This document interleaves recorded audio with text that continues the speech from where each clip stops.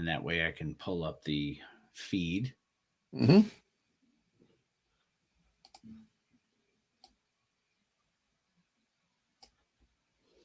And hit sure. Yeah, let me know if it says the thing to you. Ah, turn that volume down. That'd be nice. Share. Right post. Guess who's back? Back again. That's what I wrote. This week with 100% more Bill.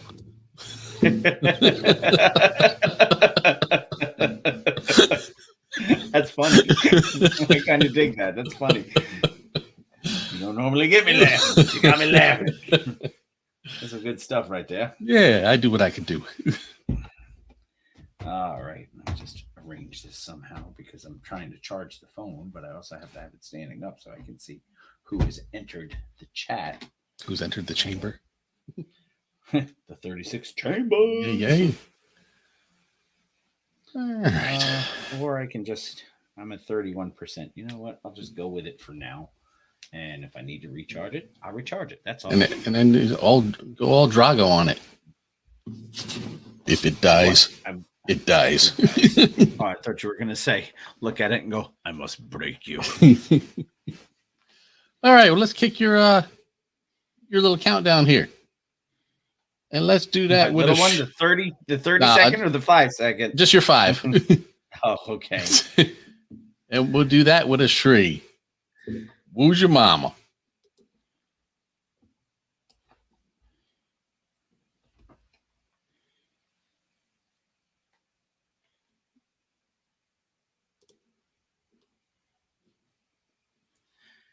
This week on the Mr. Throwback Thursday podcast, we bring you Fat Joe at the Club, Rockin' Things, Dope Soundtracks, the latest UHHM initiative, a new artist of the month, and yes, Bill is back. Let's listen. It's not just any day. It's Mr. Throwback Thursday. Now we're about to shrimp.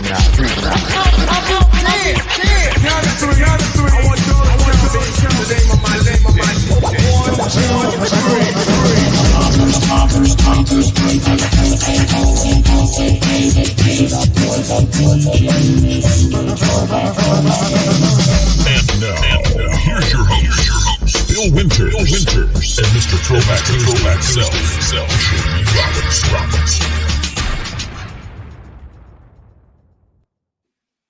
Well, it's been every other week for the last 4 weeks, so I guess I was due to come back this week. Welcome back to Mr. Throwback Thursday. This is episode 374, and yes, Bill is back this week. I missed you all last week, but the one constant that's always here is Jamie down in Virginia. How you doing, my friend? I'm very excited about the mail I got the other day. Yes, mail I'm that very actually, excited about that mail too. It wasn't supposed to arrive until tomorrow, as we record. But that's then okay. The next email came in, said it was supposed to be here today. I'm like, oh, cool. I hope it's here before the show. And then it appeared on Saturday. So for those of you who have no clue but are watching, there prototypes. This one right here. It's gonna be a little blurry. And then seems to be the people's favorite. This one right here. Yeah, I'm a big fan of that one. I like them both, but there's just something about that color that pops. Yeah, it brings the medallion out better. Mm-hmm. But yes, they have arrived, the prototypes. So we will see what the demand looks like, or the interest, because it will be 50% of our net profits will go to the Universal Hip Hop Museum. Yes. So we have to plan how many we're going to get very carefully, because we don't want to get stuck with a bunch. Right. And then not have money to give them. And then have to sell them for like pennies on the dollar and all that stuff. So, but very cool. And Gail has wished the IT department a speedy recovery, which I appreciate, Gail. For those who don't know, I had to take last week because my wife had surgery on her shoulder. Mhm. And unfortunately, that means she couldn't hardly lift her arm for anything. So Oh. I had to be the dutiful husband and do dutiful husbandry. You had to be things. her arm. I had to be her left arm. She's my right hand. I had to be her left arm for a night. It's and you fair. know what? That's what we do. So And yes, She's John, doing Bill better? does spell his name with an S, a K, and a J now. yes. Do that hockey. No, we we do what we have to do, and she's doing much better. She's actually out in the living room resting. She had physical therapy today, and You need to rest I know after she's that. almost I know she's almost back to normal because I asked her how it went. She goes, I wanted to choke the shit out of that therapist. And I was like, okay, that's my Yep. wife. So, but, John is demanding things now too. See what happened when you go away? Alfredo, that's the posse run wild. Now John's just demanding things. Yeah, well, and whoever made the comparison of Alfredo to the tag team, Chocolata. I didn't pick up on that facial thing until I saw the two of them next to each other. And I'm like, God damn, how did I not see that? I just see Taz. I kind of see Taz a little bit That's- too. That's what I always see. Yeah. Does he have a number 13 anywhere? You never know. Jamie said he'd see what the demand What the demand was for the So mugs, yes. he demanded. Okay, see? Yes. See, John is a very intelligent man and pays attention to To actual the things that we vocabulary. say and we So- don't pay attention to. So Yes, that's true. So I'm back, Yeah. and it is a new month. Mhm. So we'll run down what we have. We have hip hop headlines, like we always do about this time. yeah. We have Woo News. We have a one and done that I had to go back and do a little digging on. That's good. That means I'm doing my job. A record of the week from our new artist of the month for April of 2021. And it's a nice tie-in to the Fresh Flicks that we saw last Thursday. Yeah. For those of us who joined Fresh Flicks, which was a lot of fun. I was glad I was able to jump on. We were glad that you were there. and get in there. Yeah. Because, it felt good to be back with the posse. It had been a crazy, it's been a crazy couple of weeks for me. So. Yeah. Yep.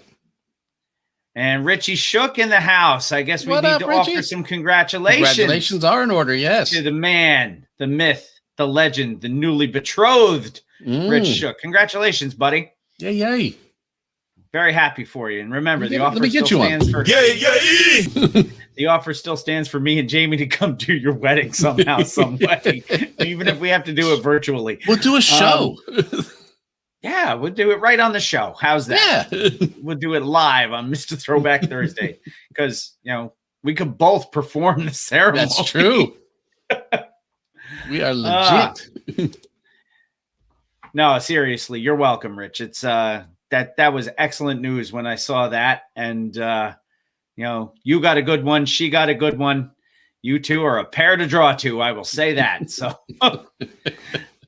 so anyway, record of the week, artist of the month, Fresh Flicks, Bill reads lyrics, everything you've come to know and love from the Mr. Throwback Thursday podcast. Yes. But- Glenn's calling the catering job for Richie. Very nice. It will be happening in New York. Okay, we're liking that. I'm liking that. Yeah, you are. Listen to me sounding like I'm just inviting myself and shit. Yeah. You have it in your yard. Yeah, my dogs would never allow that to happen. And right now I got too much dog shit out there. So let's hope he puts it off for a few months. Give me a chance to clean up, man. No, he's not gonna have it in my backyard. I'm sure there's a whole lot of places. And there is the newly betrothed. Yeah, she didn't know. Yeah, she didn't know. She wasn't there. No, she said, what? She, I got a secret for you, Judy. We already are, Glenn. both of us are, yes. And we Both have of us done are. In fact, multiple Jamie- ceremonies. Jamie performed mine. I did. So that was a long time ago in a galaxy far, far away, too. So And it stuck. almost 18 years, man. It'll be 18 years on May 4th. Wow. One of my success stories. Yeah, I have a few success stories. Me. I got a lot of failure stories too. A lot of the ones I didn't last very long. But that's a completely different show that we should talk about some night. About the ceremonies we've done and the results thereof. The wacko assassin and the sarcastic ninja. So the invitations had better say that. If she hyphenates, will she be the wacko assassin hyphen ninja? See, these are the hard-hitting questions. This is the kind of stuff that you get. That's what you come here for. when Bill is back in the host chair. Yes. This week's episode with 100% more Bill than last week. 100% more Bill than last week. That's true. All right. But, we've done enough talking and yapping and all that. We've got all sorts of hip-hop headlines to get to. So, if you would be so kind. And for everybody watching, yes, I changed the background. I have a hockey rink in the background because, I got to be true to me. Would you be so kind to hit me with a little of that Triple H, please? Yes, sir.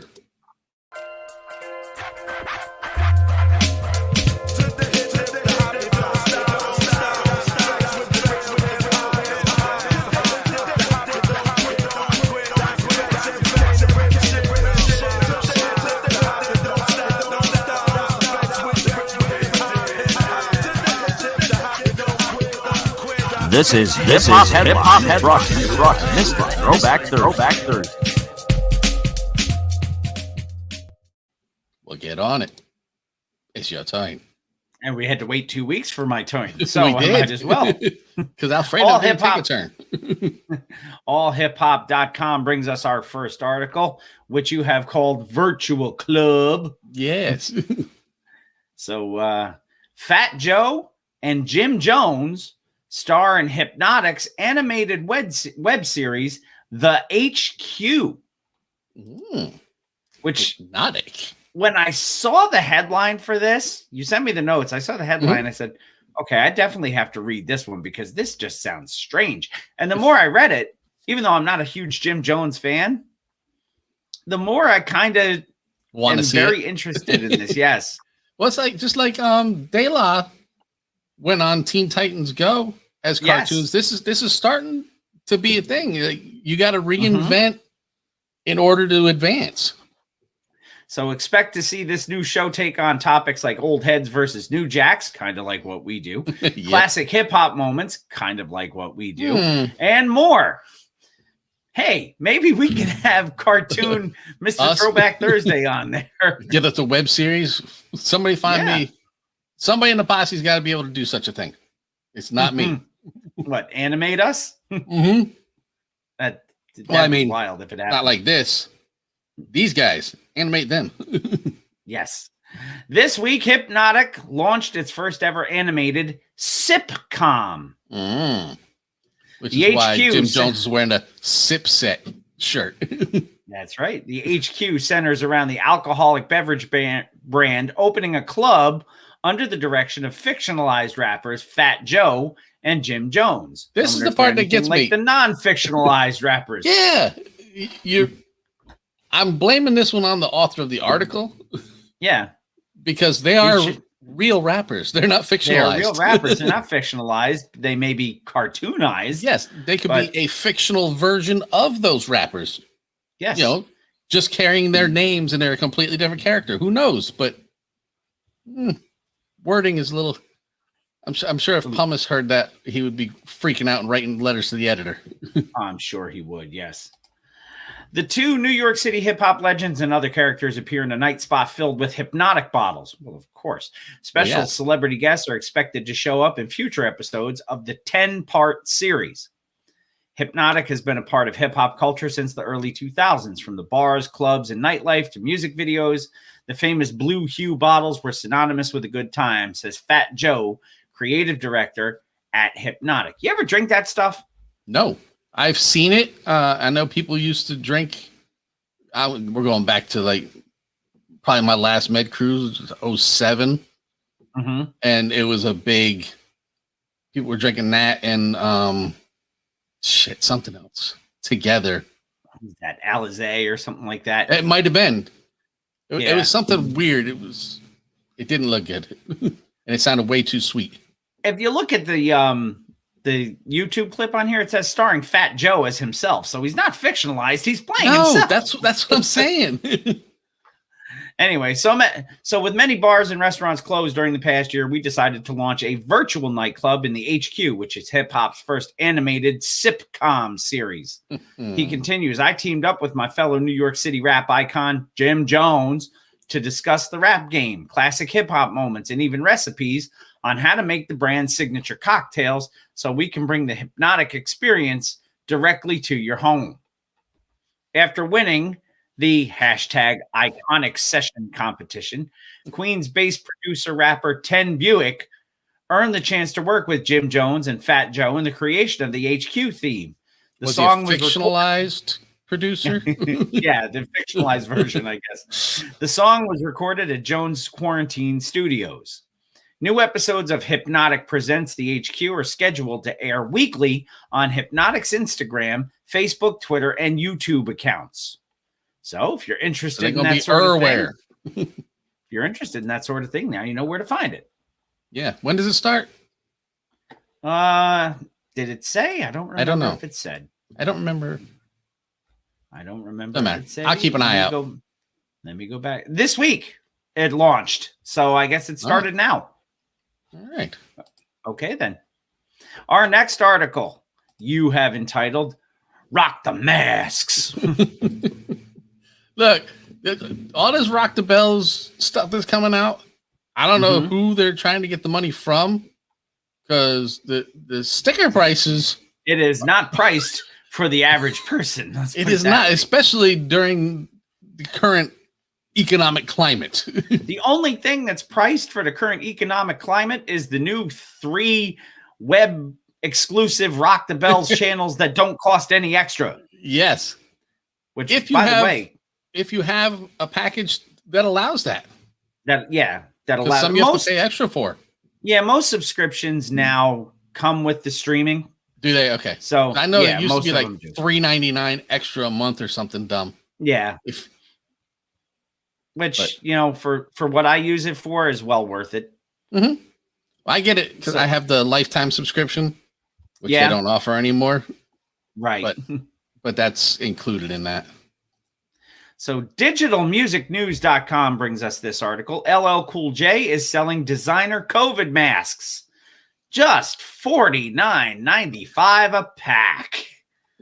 And you're thinking to yourself, oh, okay, well, that's not bad if they come like 10 to 15 in a pack. I can't say anything, though. I've seen a lot of this. I mean, we even have them in the shop, and we're looking at $10. I mean, because they're $13.95 in our shop, but their shipping is included. Yeah. So still looking at $9-10. So I started looking at his pricing. I'm like, I guess not terribly off for these not standard run-of-the-mill plain masks. But well, let's see what they say about it. It says the Rock the Bells and Henry Masks collection are 4 reusable masks with some iconic patterns. There's a yellow mask with a smiley face and the phrase "Have a nice day" that brings Bon Jovi to mind more than LL Cool J. I was going to say, to me, it brings Roxanne Shante, who happens to host a show on Rock the Bells. So Jacob wants to know what they look like.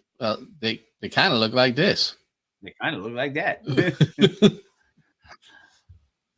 Another black mask features Rock the Bells on the front. There's also a yellow and brown Rock the Bells mask. And another orange plaid mask. That looks like a 1970s tablecloth. There's none that have pink cookies in a plastic bag on them. I know. Well, maybe that's what they look like after they've been crushed by a building. Maybe that's what they look like after they got crushed by a building. Maybe. The whole set will set you back $49.50 for the LL Cool J and Henry Mask designer collaboration. It's interesting to see celebrities embrace mask wearing with designer collections. Despite the vaccine rollout, the CDC still recommends wearing a face covering while in public for the time being. Hopefully that'll change soon. Yeah. Celebrities are no exception. So many are embracing the look with their own fashions. Jennifer Lopez went everywhere in a bedazzled mask from Noel Yoga. She's also a skank. She also sported another white sequin face mask from Katie May and 3 other rhinestone embellished masks from Masked Of course. Ariana Grande, which I believe is Italian for mumbles in your mouth, marbles Might in your be. mouth, herbals in your mouth, Herbals in your mouth. Yeah. has shared many mask-covered selfies on Instagram from the celeb brand Evolve Together. The face masks were disposable and some of the only medical-grade masks available to consumers in the pandemic's early days. LL Cool J launched his Rock the Bells limited edition apparel and accessories last year. The rapper turned actor says the apparel and accessories capture the heritage of the hip-hop movement, just not at heritage prices. No, like you had that one, and it was just done graffiti style. Looked like somebody did it with a marker. It said "Rock the Bells," and it was like $60. Which is crazy. Rock Rock the Bells was the title of a hit song in 1986 that LL has used multiple times. Like I said, that is not 1986 prices. No, and it was a concert series until he sued their ass. It's also the name of his classic hip hop channel on Sirius XM, which took over for Backspin in 2018. Mm-hmm. The rapper said he spent 5 years trying to get a classic hip hop station off the ground. LL Cool J believes the early days of hip hop haven't been presented to fans in an authentic way. The Rock the Bells brand embraces the limited edition drop distribution method to keep fans engaged. The first drop referenced the 4 pillars of hip hop: graffiti, DJs, breakdancing, and MCs. Gosh, that's funny. What do we have that possibly has all 4 of those things No on them? idea what could be on there. Maybe somebody will come up with a drinking vessel. I really wish we came up with an With those idea for things on it. something that would feature those 4 elements of hip hop. Yes. Anyway, we're staying true to where the culture came from, but reimagined for now, the rapper says about Rock the Bells. Since then, LL has released a variety of merchandise under his apparel brand. Shoes, women's clothing, varsity jackets, chains, and other accessories feature prominently in the current collection. The Henry Mask collaboration will mark an oddity of the 2020-21 year that the entire world dealt with a global pandemic. Okay. And clear. you know, for 4 masks, $49.50. So you're figuring what, $12.50 a mask? Right. Maybe that's not so terrible. No, I when you start looking at you, It's- I don't want all 4 of them though. I would like to be able to say, okay, Yeah, I I'd like to the be Black able Rock to the Bells one. I'd like to be able to order a la carte. That would Right. be nice. Yeah, don't force Because a those- 4-pack on me. Because a couple of those are ugly. Yep. But that's okay. 70s tablecloth needs to stay in the 70s. So instead of rock the masks, our next article is rock the Mel. Yes. And you Oh, and I Muscle talked about Simmons. this- You and I talked about this during the day today. Yes. Holy crap, dude. Yeah. HipHopDX.com brings us this article. Hip hop pioneer Melly Mel says that he could, quote, easily, end quote, out-rap Eminem while suggesting that Hawaiian Sophie and Biggie aren't goats. You Which can't we've have said. more than one goat. It's greatest of all time. One Yes. person is the greatest. And it The has to fact be that LL because he everybody coined the phrase. The fact that everybody refers to everything now, you know, some dude comes up from, you know, the minor leagues or whatever in baseball, hits a home run in his first bat, and everybody's always like, he's the GOAT. Yep. No, you're a fucktard. Shut up. Yeah. No, See, and I and get this- angry when I'm away for a week. well, that's because you had to sit and watch Alfredo get to play and you didn't get to play. Alfredo plays with everything he does, man. Everything's a game to Alfredo. It is. Grandmaster Flash and the Furious Five, not to be confused with Grandmaster T and the TBT Posse. No. Deserve all the respect in the world for blazing a trail for countless hip-hop acts to follow as the architects behind The Message, one of the first gritty, socially conscious street raps ever written.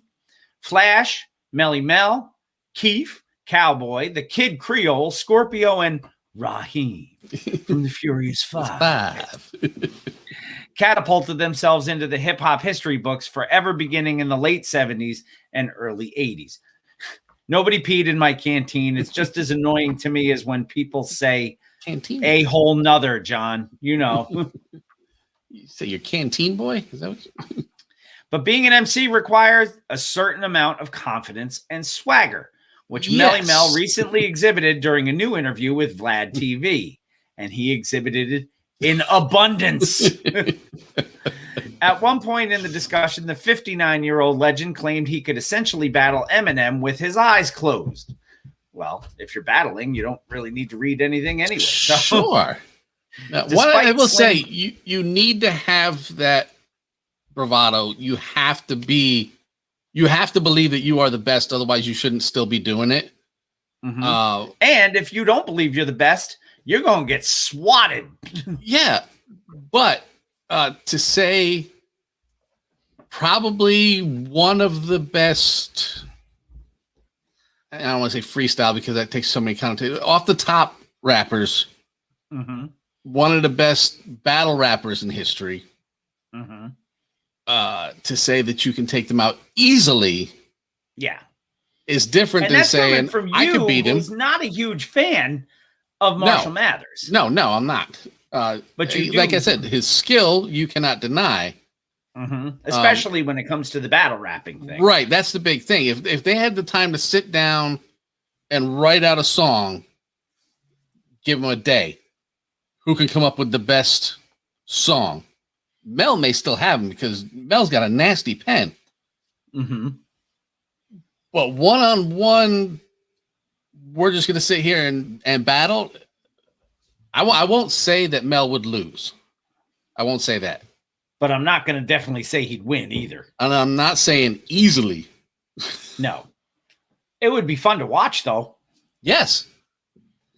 And especially since I would imagine, and I don't know this to be fact, but I would imagine just from everything I've seen from interviews and things like that, I would say that M probably respects the shit out of Mel. And probably wouldn't go head to head with him.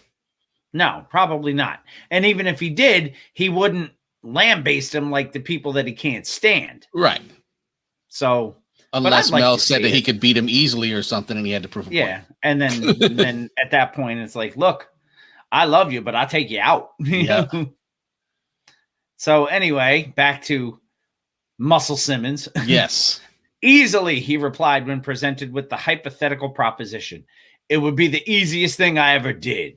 At the end of the day, mechanically, technically, he's a great rapper, but I'm the greatest. I know how to write it. I put it down. It's going to stay down. It would be the easiest thing I ever did. When people bring that up, just say, you can't beat Eminem. Just say that. But I've been doing this all my life. It would be the easiest thing, and I don't even write like I used to. So you go out there and you say, you can't beat him. Don't ever say, I can't beat him. Yeah. This is my destiny. Everybody else that's out there rapping, y'all try to do something that I already did 40 years ago. And like I said, it would be the easiest thing I ever did. Easiest. Mainly because everybody out there going to say that's impossible. He can't. No, you can't. Rough. Throughout the interview snippet, Melly Mel's confidence never wavers. And he explained his perceived old age is what's going to make him come off better. He also scoffed at the idea of a top 50 greatest rappers list. And this is what got me. Yes. Saying at best there were about 4. When asked who those 4 were, he said, me and whoever else you want to put behind me. As a matter of fact, don't even put me in that equation. I'm somewhere else. And then you can start wherever you want to start. Yeah, I'm on another planet. And then 3 other dudes you can think of. It's like that KRS line. Oh, I'm sorry, I lied. I'm numbers 1, 2, 3, 4, and 5. In the follow-up clip, Vlad suggested Tupac Shakur and Biggie. Melly talked about why he feels the Notorious B.I.G. actually is not one of the greatest rappers of all time. Yes, thank you, Mel. That's what I agree with. He couldn't have made it back then. He said, saying what he's saying right now, that's what I'm talking about. Back then, it's only guys that rap and did hip hop, and then there's all the tough guys. They probably kill you just on that. If you got on the mic talking about who you're going to kill, and there's only dancers and killers out there, real street guys, and you got on the mic talking about who you're going to kill, and it's not like you got your crew and your little entourage, I don't care who you are. It wasn't going to work. Yep. In yet another clip, Mel also explained why he believes that Hawaiian Sophie is part of a larger problem and isn't exactly the GOAT people say he is. This is another thing that we talk about Jay, because he said, you can't talk about the shit you used to do and then have kids go out and try to do what you used to do so they can be where you are now. That's going to get them killed. Right. When reminded, he once said Hove was overrated. Mel confirmed he wouldn't be in his top 10 list. I think a lot of rappers are overrated. Yeah, he said. The main problem that I got with a lot of these dudes, when you made it, you made it. Now you out. Forget the street guy act. You're not street like that. I'm not even a street guy. I'm a hood Nickelback. I'm not a street Nickelback because I know I'm not going to be on the street like that. And then to take it to a step further, these dudes live in the big houses and they live in the best neighborhoods and there ain't no street dudes around. But you're going to have the street dude think that being on the street is the right thing to do and the right person to be? Nah. Yeah. Yeah. Gotta end every sentence with that if Mel says you do. I hear it. Every time I'm reading it, I hear it. You got to give the people that's left in the hood something to hold on to make it out of the hood. What a lot of this hip hop shit did is make the ghetto permanent. You ain't supposed to stay there like that. No. That's why I say a lot of them are overrated. What they doing is they selling a product. And then after the product is done and sold, now they're still thinking they got product to sell. And they don't. You live a nice life. Yeah, nothing. So, yeah. Mel's a little confident in himself, huh? Yeah, but he always has been. And that's how he's lasted so long. Yep. As who he is. KRS will tell you the same thing. He's just he'll come off jokingly about it, but he's serious. Mm-hmm. When he talks about having, if you're in the top 10 on the Billboard charts, he has a rhyme for each of you. Yep. I already have a way to knock you down already. Yeah. The minute you think you want to come at me, I'm ready already. Forget it. Just be ready. Just let it be known that the gun's already loaded and cocked. Our next article comes to us from the dailymail.com. It does. And you have you seen it? Go ahead. Oh, Danny boy. Have you seen this? What is it? Kid 90? The Punky Brewster. Janelle saw it. I didn't see it. Danny Boy's in it. Yeah.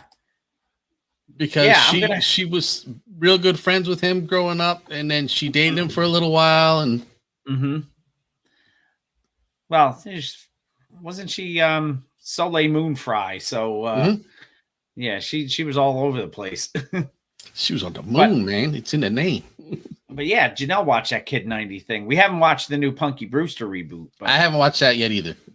But I did watch Kid 90. It's on one of the 14 streaming services I have, but I don't remember which one. Yeah, John says Sarah watched it too. So anyway, this comes to us from the Daily Mail. And the Daily Mail says that House of Pain rapper Danny O'Connor, known as Danny Boy, opens up about his turnaround from past drug abuses. House of Pain rapper Danny Boy O'Connor said he spent millions of dollars on drugs. That's and even had homicidal and suicidal impulses before seeking help. Yes, that's millions with an M. That's a lot of drugs. It got dark and it got bad, and it was either homicide or suicide, O'Connor said. On Wednesday, I was contemplating both before the willingness came back to try sobriety again. O'Connor said that he was on a downward spiral and with a massive drug addiction following the band's split in 1996. Has anyone ever been in an upward spiral? Never. I've never seen an upward spiral. 4 years after its self-titled 1992 hit album, which spawned the single Jump Around. Seems like they were around for a lot longer than 4 years, though, doesn't it? It does seem that way, but they were not. The entertainer who formed House of Pain with Everlast, real name Eric Schrody, and DJ Lethal, real name Leor Demant, referenced years he spent using drugs that hindered his musical career, as DJ Lethal wound up in Limp Bizkit, while Everlast has done well on his own with hits such as What It's Like and Put Your Lights On with Carlos Santana. I just didn't think it was going to work for me anymore because I had thrown the gift away originally, O'Connor said. He said that he first cleaned up in 2000 and remained sober until about 2003.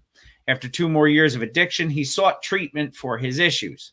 By the time I got sober the second time in 2005, I was sick and tired of being sick and tired, and I was either going to kill somebody or kill myself.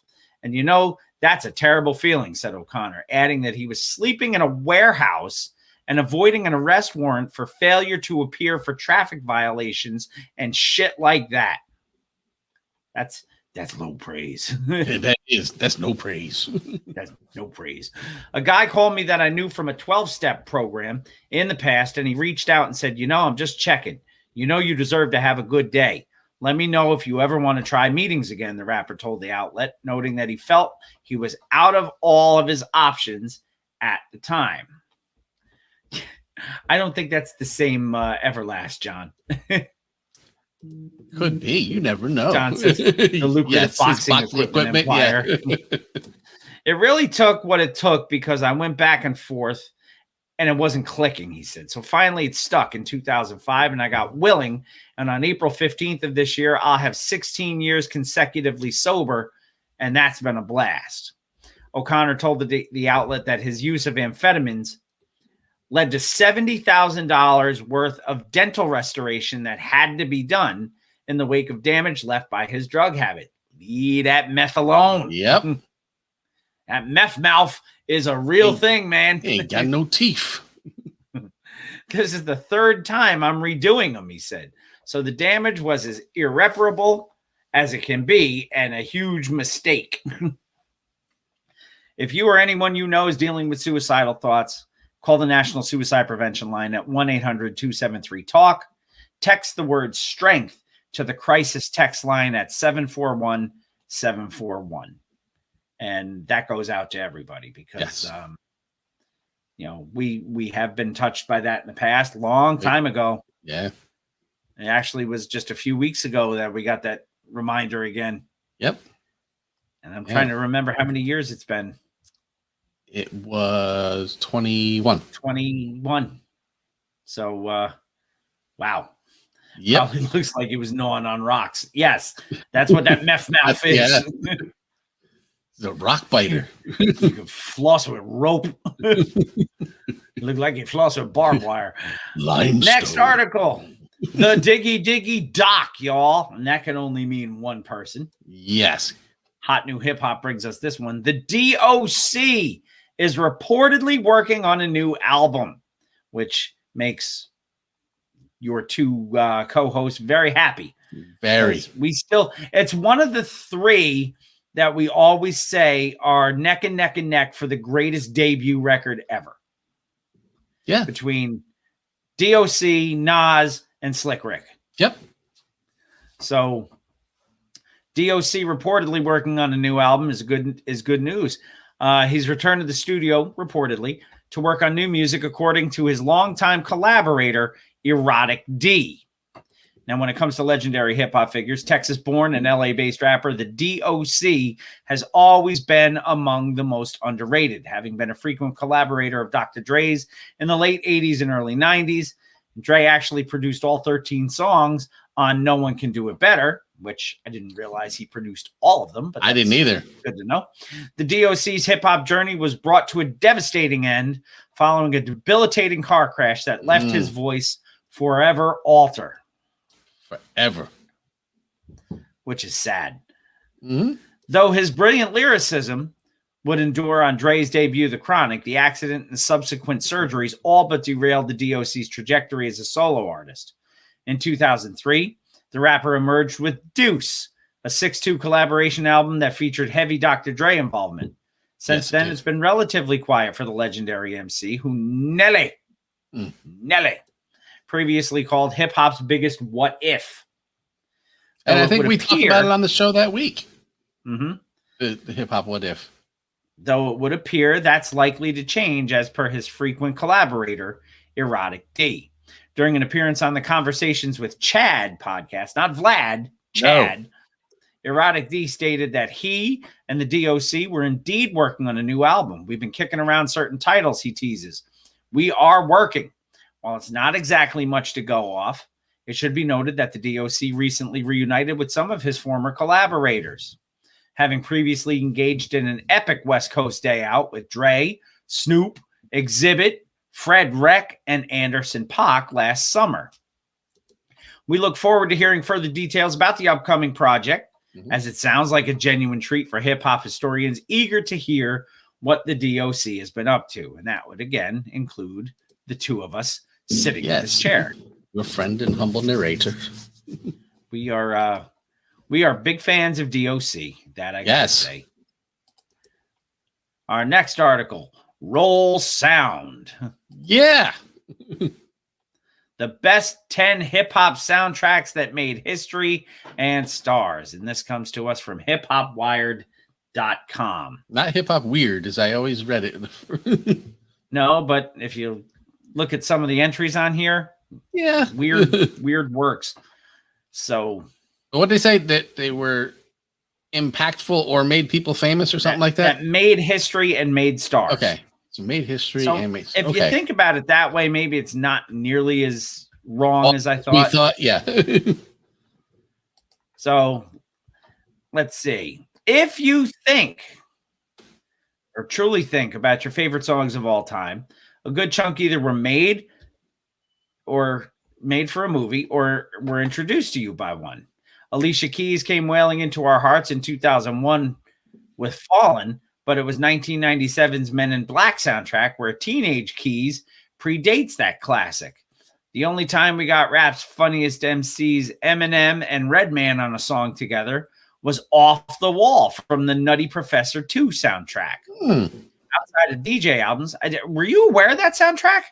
No. I don't think I ever listened to that. No. That will give me something to listen to when we're done tonight, though. At least that one track. Outside of DJ albums, hip-hop soundtracks are like hip-hop all-star games. The best the game has to offer, teaming up on dream songs. Yeah. Partly for those reasons listed, the best hip-hop soundtracks come from those with the biggest visions. Piss Dookie has said he used the 2003 Bad Boys 2 soundtrack to launch a new era of the label, going as far as securing original songs from heavyweights like Snoop, Hawaiian Sophie, and Beyonce. Black Panther director Ryan Coogler let Kendrick Lamar be the driving creative force for the soundtrack of the most important black film in decades. Not to mention one of the standout tracks, All the Stars, featuring SZA, went on to be nominated for an Academy Award for Best Original Song. Hip-hop soundtracks have put legends on their first multi-platinum album and launched multi-decade careers, so it's safe to say they're kind of a big deal. Yeah. Global Grind decided to celebrate the hip-hop soundtrack by giving 10 of the best their long overdue flowers. Check them out in order according to Global Grind from Hip Hop Wired. At number 10. Boys in the Hood. The 1991 soundtrack was the first for a film by legendary director John Singleton and established the sound for his future soundtracks like Poetic Justice and Baby Boy. It was the first time the world got to hear Mobb Deep's Prodigy as a teenage MC with a swift flow on high fives, Too Young. Released months before Death Certificate, Ice Cube's follow-up to his 91 debut, America's Most Wanted, his song How to Survive in South Central, was the first new song of his for those desperately waiting on new music from arguably the best rapper alive at that time. Number 9. And I got a hard time calling this a soundtrack album because it's an 18-minute film. It's a music video. Murder Was the Case soundtrack. Mm-hmm. The Murder Was the Case soundtrack for the 18-minute short film about Snoop Dogg making a deal with the devil was the first new Snoop music since Doggy Style, which was done the year prior, and it didn't disappoint. Anchored by a remix of the title or track, the soundtrack makes history outside of The Dogfather. Natural Born Killer is the first collaboration between Ice Cube and Dr. Dre. I love since that the former's acrimonious split from NWA in 1990, which produced a flurry of scathing diss tracks. traded between Cube and his former group mates. None better than No Vaseline. Number 8. Number 8. Above the Rim. And we did this one, didn't we? We did. Coming off the multi-platinum success of Dr. Dre's The Chronic and Snoop Dogg's Doggy Style, Death Row Records' first foray into soundtracks further cemented the label as a powerhouse. The soundtrack marked the first time that Tupac released music with the label he would later dominate the world from. He helped it win Soundtrack of the Year at the 1995 Source Awards. But it's a Warren G and Nate Dogg G-Funk masterclass on the soundtrack's greatest hip-hop song of all time. According to Warren G. With the soundtrack's lead single, Regulate, which scored the label one of its earliest Grammy nominations. Really good soundtrack there, too. Number 7. Number 7. Bad Boys 2. Oh, that's that the Piss Dookie one? Yeah. Bad Boy Records' first album to debut at number 1 on the Billboard Hot 200 charts in the 21st century was the label's first ever attempt at a movie soundtrack. Hawaiian Sophie, 50 Cent, Beyonce, Snoop Dogg, and Pharrell all lend a hand in shaping this gem. Rarely does a hip-hop soundtrack produce the biggest song in America, but Piss Dookie, Nelly, and Murphy Lee's gyration jingle Shake Your Tail Feather topped the charts and is still in rotation at parties nearly 20 years later. Number 6. Number 6. Judgment Night. Yes. I would have thought this would have been higher. On my list, it would have been higher, but that's okay. Before Hawaiian Sophie and Linkin Park won a Grammy in 2006 for their genre mashup EP, Collision Course, the 1993 Judgment Night soundtrack was one of the first rap rock album collaborations ever. Every song paired a hip-hop act with a rock act, with timeless songs such as Onyx, demonic rapping over Biohazard's dark guitar riffs on Judgment Night. Just hearing that, just imagining what that song sounds like without even hearing it, just makes the hair stand up on your arm. Yeah. And Fredro talked about it when he was on. That song was just bad fucking ass, man. Give me that shit, you fucking bald-headed bastard. And they were sounding like they could have been on any Run the Jewels album decades later, because that track aged beautifully. Yes. Number 5. Number 5. 8 Mile. Again, surprised that's actually that low. Anything Eminem did in 2002 broke records. And his first feature film soundtrack was another infinity stone in his Thanos-level dominance. Because back then, M was the shit. Mm-hmm. Yeah, An album with Rakim lyrical exercises. An album with Rakim lyrical exercises and 50 Cent dissing Lil' Kim and Ja Rule was the 5th highest selling album of 2002 after only being out there for 2 months of the year. Eminem's song Lose Yourself spent 3 months as the number 1 song in the country, won hip-hop its first Oscar for Best Original Song. I remember that. And is still an anthem for resilience. Recently was used by Joe Biden for a commercial to help him get elected President of the United States. Because when I think of Joe Biden, I think of 8 Mile. Yes. Said no one ever. Number 4. Number 4. Who's the Man? Who's the man? Oh. Introducing the world to Biggie Smalls before his notorious B.I.G. name change with his party anthem, Party and Bullshit. Is enough to land any hip-hop soundtrack on this list. Soundtrack in the 1993 comedy film starring Yo MTV Raps host Dr. Dre with accent and Ed Lover, and featuring cameos from hip-hop luminaries such as Ice-T, Run DMC, and Queen Latifah, makes Who's the Man soundtrack one of the earliest examples of hip-hop's commercial reach that has only stretched further over the years. Come on, son. Number 3. Number 3. Black Panther. Ooh. With Kendrick Lamar at the zenith of his cultural ubiquity following the 2017 release of his Pulitzer Prize-winning Damn album, The Black Panther soundtrack he executive produced was his unofficial 4th full-length album. You couldn't escape SZA's ethereal vocals on All the Stars or the grungy bounce of Lamar and Travis Scott's Big Shot all throughout 2018.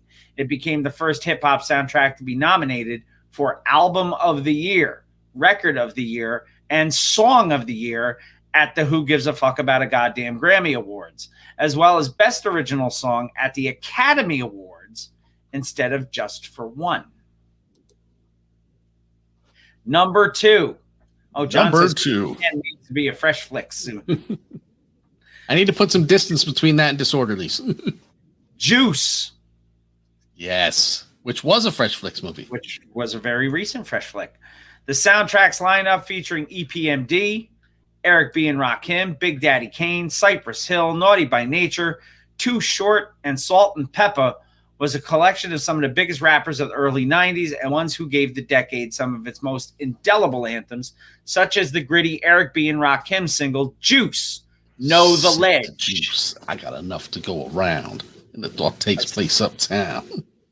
A song that 50 Cent said made him want to become a rapper. Number 1. Number 1. I don't like this choice, man. I like the movie and I like the soundtrack, but I don't like this as number 1. Men in Black. Here come the Men in Black. The Men in Black soundtrack is a juggernaut that sounds unreal when you really think about it. Yes, I know. I owned the damn thing. Mhm. It had Nas writing bars for Will Smith on Just Cruisin', one of the first and few collaborations between Snoop Dogg and So Def founder Jermaine Dupri. We Just Want to Party with You, and the sultry Da-Dee-Da Sexy Thing, the earliest solo release for teenage Alicia Keys. Besides being one of the first hip-hop soundtracks to win the American Music Award for Top Soundtrack and selling 5 million copies worldwide, its legacy rests in the careers it put into our lives for the first time. And notice they don't even mention the title track, which was on the radio for about 4 years. Yep. There was that one. That one was up there with Welcome to Miami. Bienvenido a Miami. Yeah, that's another one. It was just would never go away. No, like that was an earworm that once it got in there, it just laid eggs and Yep, and made na you na go na crazy, na na na. get jiggy with it. Actually, that song wasn't nearly as annoying as Miami. Oh no, but it was one of those ones that didn't go away. Right. Last article of Hip Hop Headlines: fresh, bold, and so deaf. So Comes deaf to and us so from- clean. No, that's not it. So deaf and so clean. HipHopDX.com brings us this, and it's from our friends at the Universal Hip Hop Museum. They celebrate is. women in hip hop with the Fresh, Bold, and So Deaf year-long initiative. The Universal Hip Hop Museum has launched a powerful new campaign called the Fresh, Bold, and So Deaf Women's Initiative in an effort to highlight the contributions women have made to the culture since its inception. The campaign is led by the Hip Hop Education Center and part of year-round programming leading up to the 15th anniversary of the Year of the Hip Hop Woman. Fresh, Bold, and So Deaf, which they're labeling FBSD, began as a hip-hop feminist intervention project for women of all ages to empower, cultivate, and inspire, building upon the foundation laid by the Womanhood Learning Project launched in 2007 at New York University by the Hip Hop Association and a collective of women who joined forces to tell their story of hip-hop as they know it. So hip hop, her story. Yes. Hip Hop Education Center and Chair of Archives, Education, and Curatorial Affairs founding director Martha Diaz's passion for the project is immediately detected as she talks about the UHHM's mission. The Fresh, Bold, and So Deaf initiative is about creating safe spaces and opportunities in hip-hop culture for women and girls, Diaz tells Hip Hop DX. We are intentional about protecting, empowering, and celebrating ourselves through self-care, sisterhood, and legacy building. The Universal Hip Hop Museum is leading the way because we understand the value of what women and girls have contributed and continue to offer collectively to the culture. The FBSD initiative has hosted several virtual panels and workshops in March for Women's History Month. On Wednesday, March 31st, the Berklee College of Music will host Fresh, Bold, and So Deaf, Illuminating Women in Hip Hop at 7 p.m. Eastern Standard Time.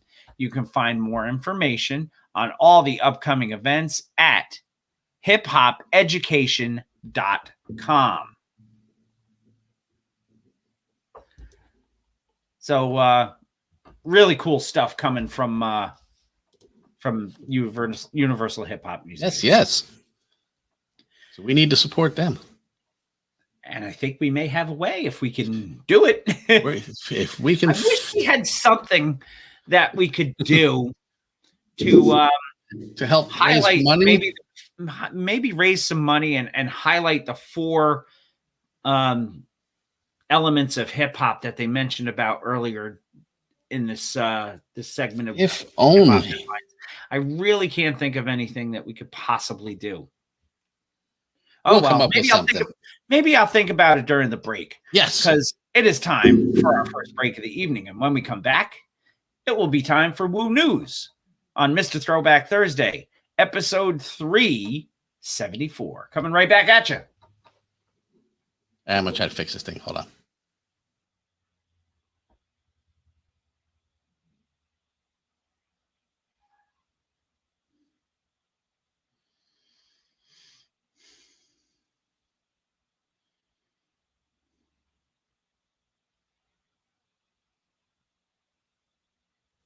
Ta-da. All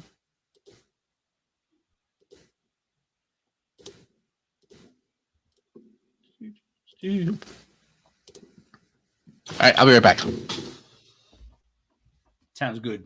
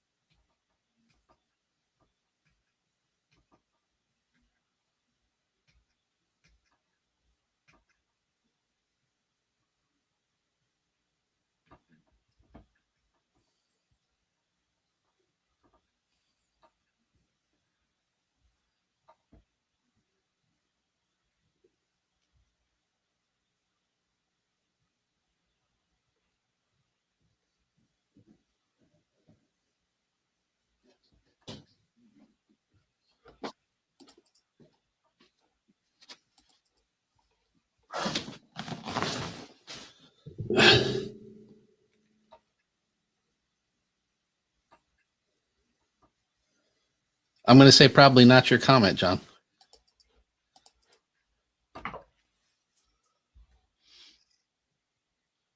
No, I was reading some stuff from work, actually. I was reading a work email. You got no time for work stuff. One of our nurses, our stuff. One of our nurses is retiring this week after 23 years at the practice. Nice. So basically, I just got a thing that's saying we're all chipping in for a gift, so bring in some cash. Give us your money. Like, well, there you go. Hey, dirty. Billy better bring his money. Or I won't get no salad and pasta on Friday. All right, where the fuck am I? I need Cleveland. I believe. Cleveland. Cleveland. I need intros and fillers because I need to pull up the Cleveland. woo news. Woo, woo, Oh, 1 2 1 2. Okay, Ghost, I got you. So that's good there. I got a drop over Oh, here. I also got a I got a message from the FDR Class of '88 Reunion Committee. Mhm. They are making a donation to St. Jude in honor of my mom, and they just required my address for them to send me a card. So That's awesome. yeah, so that's pretty cool. Yes.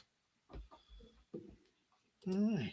Well, I'm gonna hit this drop and I'll bring us back in if you're prepared.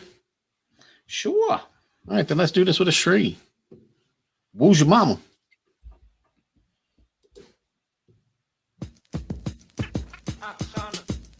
What's good? This is DJ Action, the original DJ Action Love, putting it in reverse for my mans, my homies, Jamie and Bill on Mr. Throwback Thursday. And if you ain't tuned in, you dead wrong. Brooklyn in the building. One.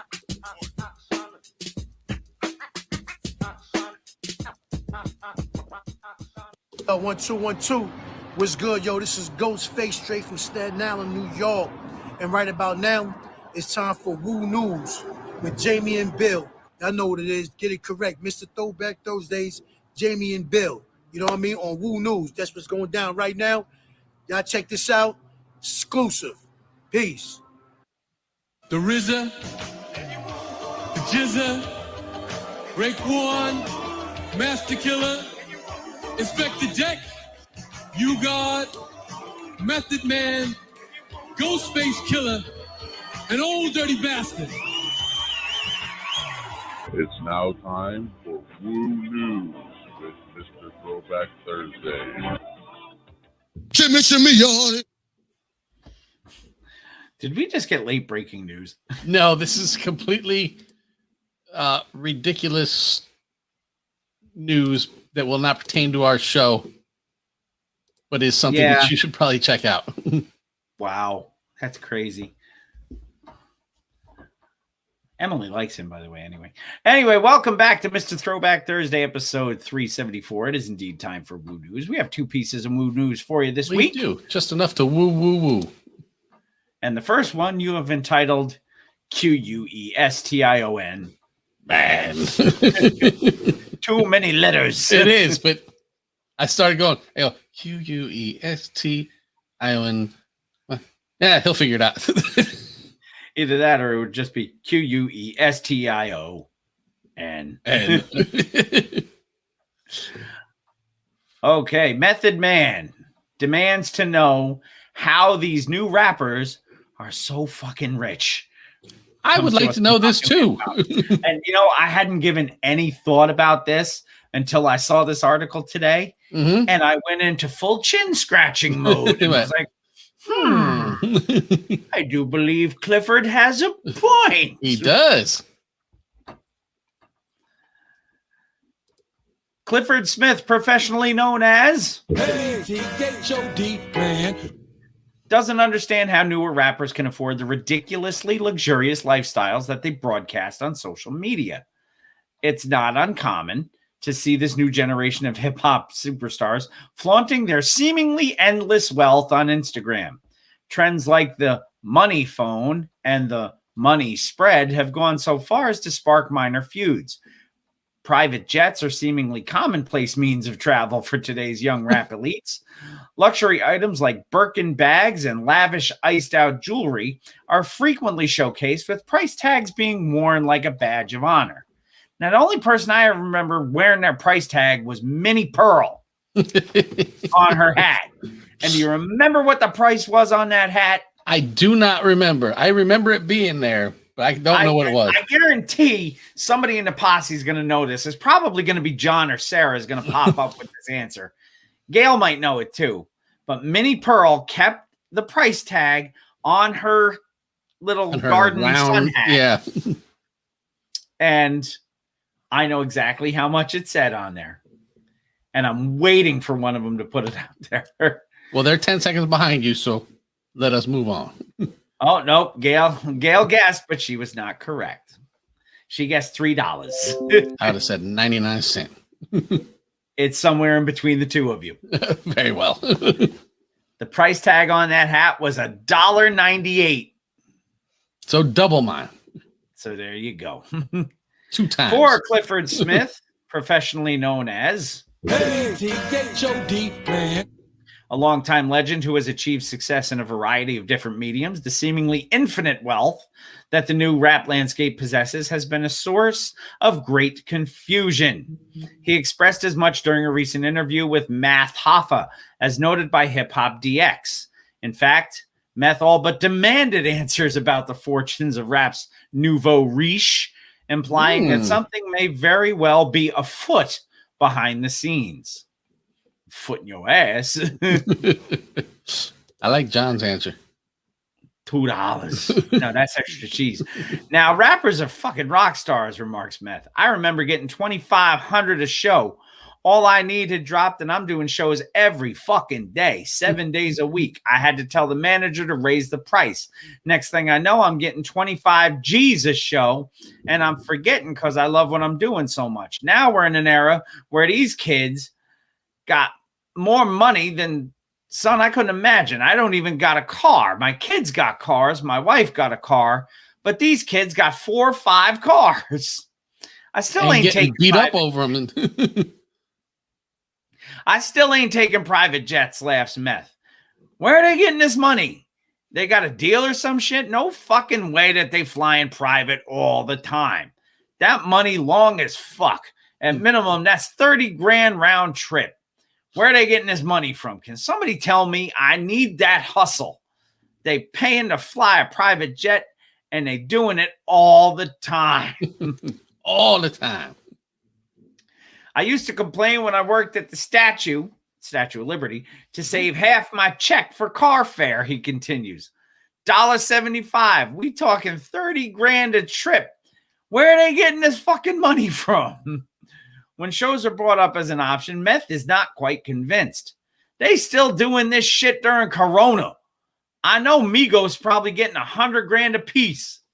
Hoffa adds that streaming revenue, club appearances, and features are all viable income sources, but Meth says he's still not convinced because we know what streaming revenue is. It's like it's a penny, fractions of cents. Yeah, it's like a penny for a million.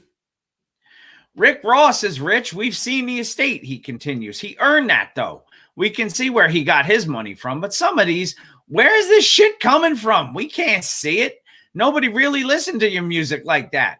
Where did you get this fucking money? It boggles my motherfucking mind, man. Every penny I got, I know where that shit came from. The ice cream colored Lambo. Clearly, Clifford Smith, professionally known as T-H-O-D, man, is bamboozled by the situation. And in truth, it can indeed be puzzling at times, especially in an era where success is so often associated by material goods. Check out the Wu-Tang Legend's take on the topic and keep an eye out for him and Redman to reunite for an epic 420 versus battle. Yes. Skirt. And then they ask, do you share Meth's confusion? Yes. Yes, I do. You're blurry again. I had not thought about it at all until I read this. And I was like, you know what? Brother has a point. Yeah, and they got all these young cats out there now talking about all the stuff they got, and look at my car, and I'm gonna throw this money around, and let me take this picture on Instagram or be Instagram live, and you can tell exactly where I am, and come shoot me. That's what's happening. Yep. That's what I was gonna say, and that's, even though they don't put that at the end, that's what's happening. Our second piece. You say he's the Blizzard man, John? Our second piece of Woo News, NF Tang Clan.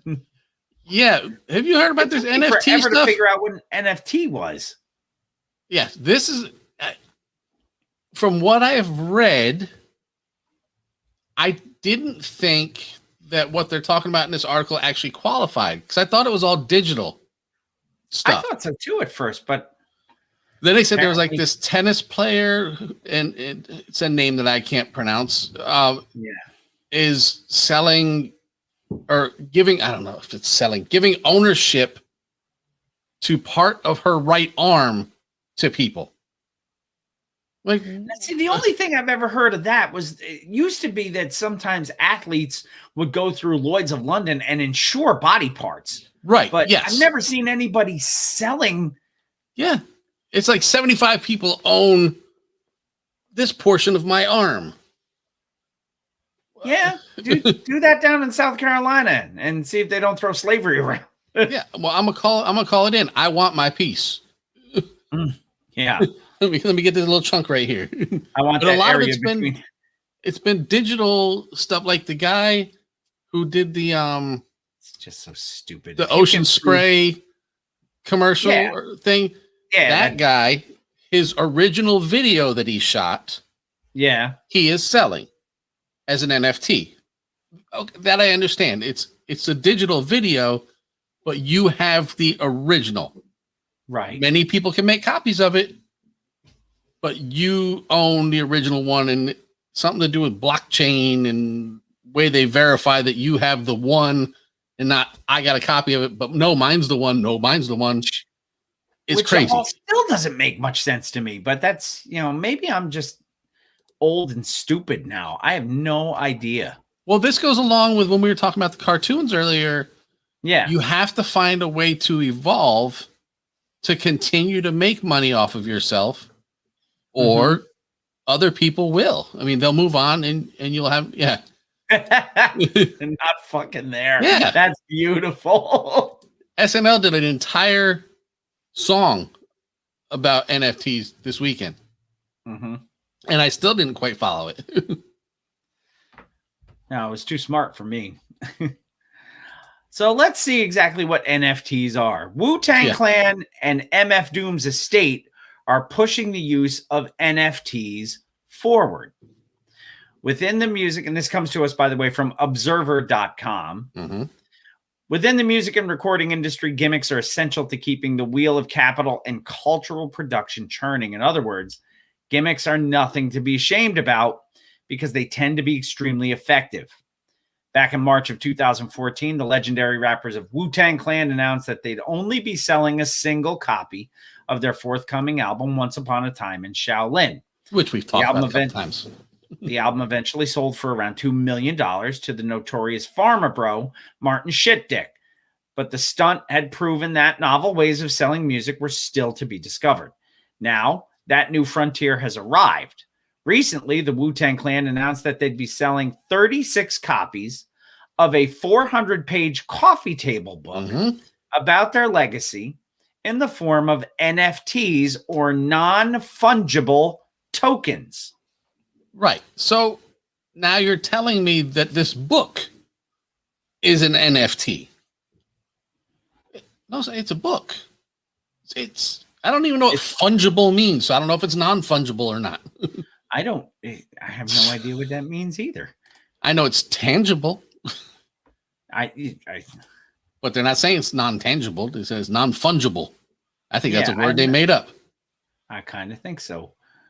It says here, NFTs are not non-fungible tokens, or one of a kind or limited edition digital items connected to the Ethereum blockchain, which by containing an artist's signature connote authenticity and subsequent proof of ownership for potential buyers. So you're right. It has something to do with the blockchain, and they verify the artist's signature somehow electronically, saying, yes, this is, but still, it's just way too much for me. So if I Within the take music- this and I sign the bottom of it and put a number on it, I could sell this as a limited edition non-fungible token. Token. Okay. Okay. I'll find out how I get it registered. So yeah, I wouldn't know the first thing about that either. Additionally, the estate associated with MF Doom, the beloved underground rapper and producer who passed away in 2020, has also decided to release limited edition NFTs of things like the rapper's signature mask and a mummy-style mask. Okay, so 10% of the masks. total sales of the Doom NFTs go back to MF Doom's estate as a form of royalties. Where's the other 90% go? Good question. Which provides further insight into why the non-fungible tokens could be so potentially lucrative for musicians even after they pass away. The Wu-Tang Clan, for example, is touting their NFT coffee table book as the, quote, rarest book in hip-hop history, end quote, making clever use of the concept of artificial scarcity in order to make a point. What is the point? That we can sell this for ridiculous amounts of money because we told you it was limited and you said, I have to have it? Mhm. Is that, I mean, that's with any limited edition, anything. Yeah.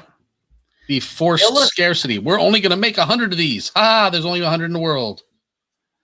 Illust Space, the company that facilitated the sale of the MF Doom NFTs, stated that the auction was a landmark moment in the decentralized finance industry.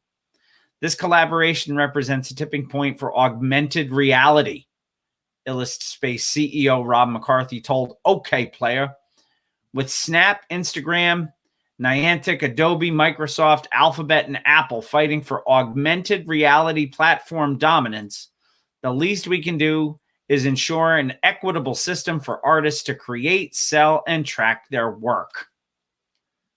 And again, that's just a whole lot of goddamn words that don't mean a whole lot of anything to me. Augmented reality? Yeah. Is that like a funhouse mirror? I have no idea what the fuck that is. Am I that stupid? Do I not get it? The only thing I know about augmented reality is in Pokemon Go, if you hit the switch, it will take your thing that's on your screen, your monster, and it will project it into your actual space. So you can look through your phone and see it in your real world. I don't know what it has to do with anything in this article. That's augmented reality. Can we just get to what we know, and that's music? Because this is just killing me, man. I don't. Oh, by the way, YouGod still sucks. Yes, that's he not does. a story. That's just facts. And ODB is still, unfortunately, not with us. This is a true statement as well. Are you ready for a one and done? I am always ready.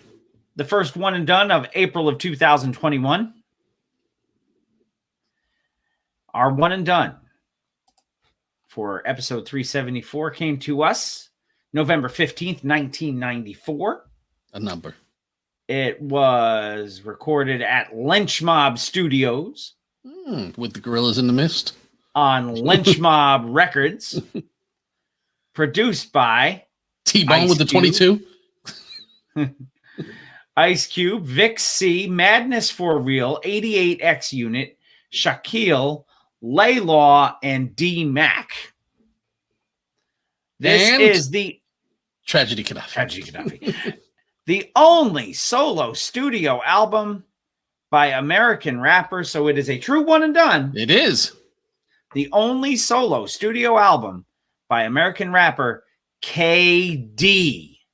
That's K-DEE. Yes. The name of the album is Ass, Gas, or Cash. Subtitle: No One Rides for Free. And is Mr. Henderson in contact with DJ Introduction? I believe he has him on speed dial.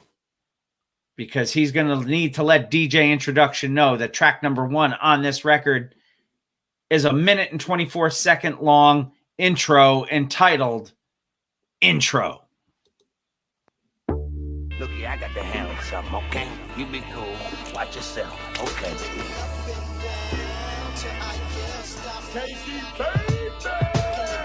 Everybody knows you a dog. Oh, well, I'm still a player about mine, yeah, man. And I do not believe there are any KD NFTs. No. But there is a KD baby. Track number 2, The Best Thing Going. So the story goes, and my mama ran the pad when my dad macked the hoe. That sound like Rudy Ray Moore. Yeah. Didn't it? It did.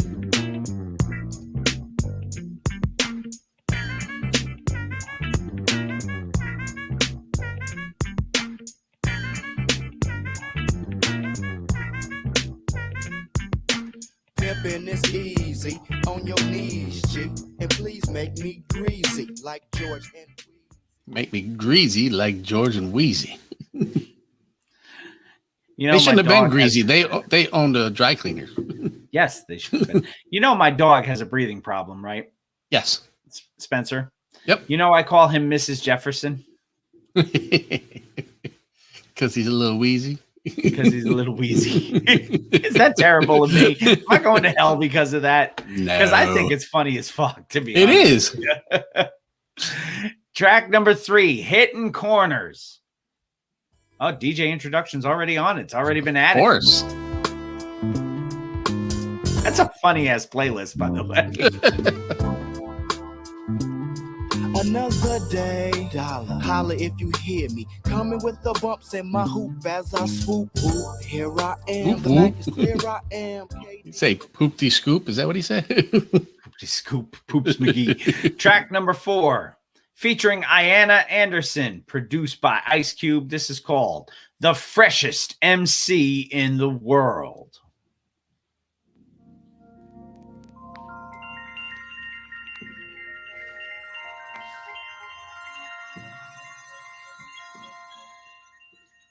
After evaluating all the competition, after many, many years of getting my game right, I finally recognize, and you should too.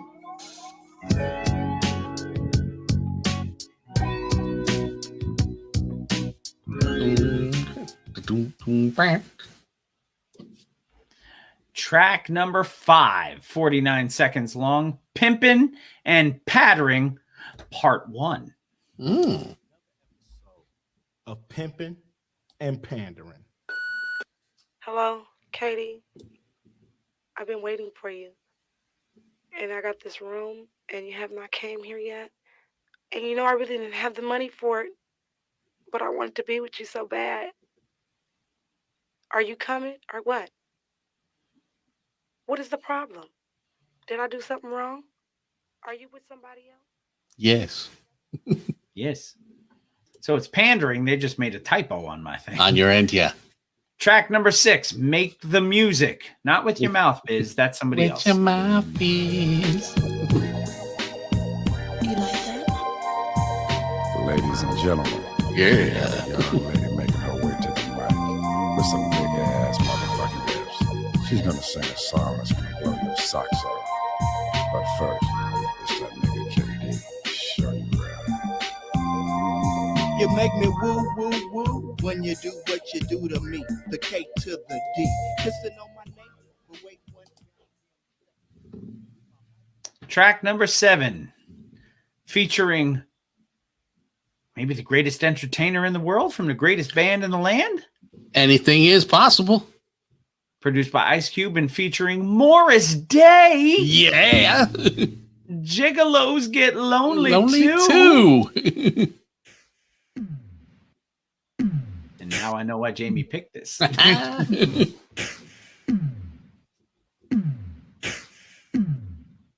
I guess you've heard of my reputation.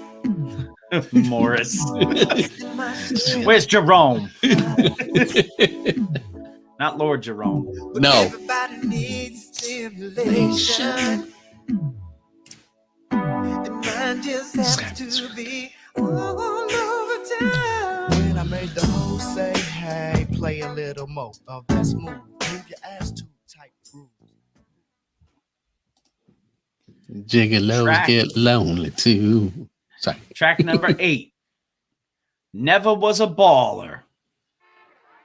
Never was a shot caller. Never had a girl that looked good I could call.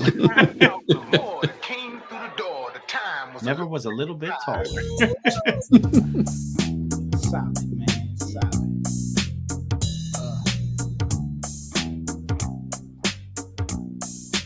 Baller, can you come out to play? Taking hoes out, always have to pay. I eat and I drink free load every day and get the pussy anyway. Never was a baller, never was a trick. Still had hoes on the deal. Sneak Twinkie 4-7, sneaking down bitches and 24/7. Track number 9 is 29 seconds long, followed by track number 10. Track number 9 is Where's That Cat? Track number 10, Thought I Saw a Pussycat, featuring Ice Cube and Bootsy Collins. Yes. Staring you smack in your face, no man can turn down this pussy. You stop. I don't know any man that can reach Strange. pussy. People are eating in here. Pussy. Pussy, pussy, pussy. Pussy. Pussy. Trying to find our cat. Where is that cat? You, Bob. I thought I saw a pussy. Some cat, that is. Hey, let me sniff around here and move these things around. I always swung around, never hung around a group of zeros. Nice is what I flow like a mo, like a superhero. So up and away, I sway with the coolest. You act Track number 11, K Swinger. K7 swing about a swing. What? Sweet change. Devilish One is not here to confirm this. To appreciate that, yeah.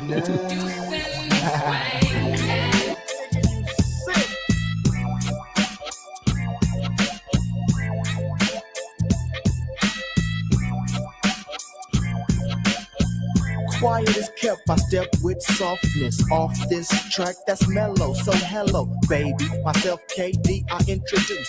It's 94 and like Richard Pryor, I'm busted loose. Track number 12, 21 seconds long, Pimpin' and Pandering Part 2, followed by track number 13, Talk of the Town. Another episode of Pimpin' and Pandering. Hi, how you doing? Fine. Will this be it? KD, is this all the stuff you want? Yeah, that's it. Yeah, this is it. Okay, cash or charge? Charge. I'm the freshest MC in the world. God damn. Nigga, you worldwide, you know that? KD, my nigga. Smooth as a baby's ass. Now, how long will this good taste last? But, all your hoes, don't let the smooth taste fool you. Talking to you. I thought you knew, but I was wrong. Fuck it, now it's on. Thought you knew, but Track I was number- wrong. Fuck it, now it's on. Track number 14, Into You. I have 14. I have Words to the Wise. Oh, I had that as 15, and that's Huh. only 21 seconds long. So how Yeah. long is yours? Mine's 28 seconds long. Okay. And then Do I you have, have Into You? I do not. Hmm. I have Okay. Words to the Wise, Ain't Nothing Poppin'. Yep. 13-second track that makes me laugh. Yes. And then me the too. title track. Okay, so I guess this 21-second thing maybe just be the beginning of it. So let's go with Ain't Nothing Poppin', featuring No. before Darren that. O'Day. Words to the Wise. Oh, Words then to the Wise. yes. That's right. And then, okay, yes, because mine was 14 and my 15 was your 14. So Yes. let me just change that. So 14 is now going to be Words to the Wise. Yes, which is 28 seconds, and it'll run into Ain't Nothing Poppin', featuring who?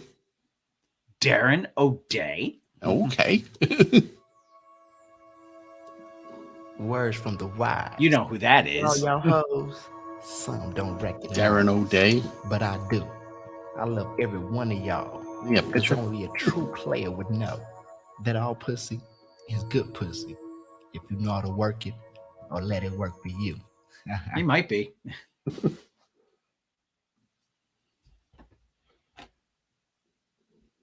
Okay, it did not want to go to the next one. There we go. I'm trying to tell you, man. Can I get some music? I ain't got no music in my earphone. Nigga, you whack. Fuck you. God damn it. I'm high. Y'all fucking with me. Nigga, y'all want me to come off the head with some shit, man. I ain't got no music in my. I ain't getting no feel of no music, nothing. Oh, Darren O'Brien. I said O'Day. I'm in Darren O'Brien. What the fuck is wrong? Oh, you said Darren O'Day. I'm like, I thought he would pitch for the Yankees, but he pitched for the Mets too. No, Darren O'Brien features on here. Okay, well, that's different. I know him. Yeah, we know him. Jump ahead and see if we can find him. That's why I got to stop reading about upcoming baseball seasons. Ain't nothing pop. They don't stop till the panties drop. And if they ain't popping, They ain't dropping. They ain't dropping. They may be sliding. They but may ain't be. dropping. All right, we're gonna go with track 16. The next, yes, 12 seconds long, and goes right into the last track on the record. The 12-second track is called Assaline. Yes, it is. Not to be confused with Sizzling. No. I hope not. And then the last track on the record is the title track, Ass, Gas, or Cash, featuring once again Bootsy Collins and Ice Cube. But let's start. Fuel up with a little Assaline. Take me to pick my baby up. fuck your baby. How much money you got? I don't have no money. Fuck your baby. You gotta give some Vaseline or something. Oh yeah, Baba. Everything good is nasty. Everything good is nasty. And ain't nothing good unless you play with it. Yeah. You got to give it up. Oh, I thought I saw a pussycat ball. If you wanna be with me. Yeah. Come on, let's ride down the street every ways. Okay, mama. Okay, mama. He had a little bit of a voice there, didn't he? Yeah, Bootsy is very like 2 notes off of being Snagglepuss. Pretty much. Pretty much. Oh gosh. KD with Ass, Gas, or Cash. No one rides for free. Nobody. You're one and done for episode 374. I'm going to take a look, but I'm going to venture to say I would be wrong. There is chart history Really? on this. No singles. Okay, good. I was going to say, I don't remember any of these. None of the singles chart. I mean, they did release. Gigolos Get Lonely 2 doesn't count because that was actually a Morris Day song or a time song. I don't remember. They released 3 singles off of here, but none of them charted as far as I can see. But the album itself did chart. What? Which is just crazy. So if you had to guess what 3 they released as oh my singles, God. what would you guess? Thought I Saw a Pussycat. Yep. Well, because Ice Cube's on it. The title track? No. No. Hitting Corners. Sure. And Assaline. And the freshest MC in the world. Oh God. So let's I'm shocked. I am absolutely shocked. 2 charts the album charted on. The US top R&B and hip hop albums peaked at number 33. And the US Heat Seekers, it peaked at number 20.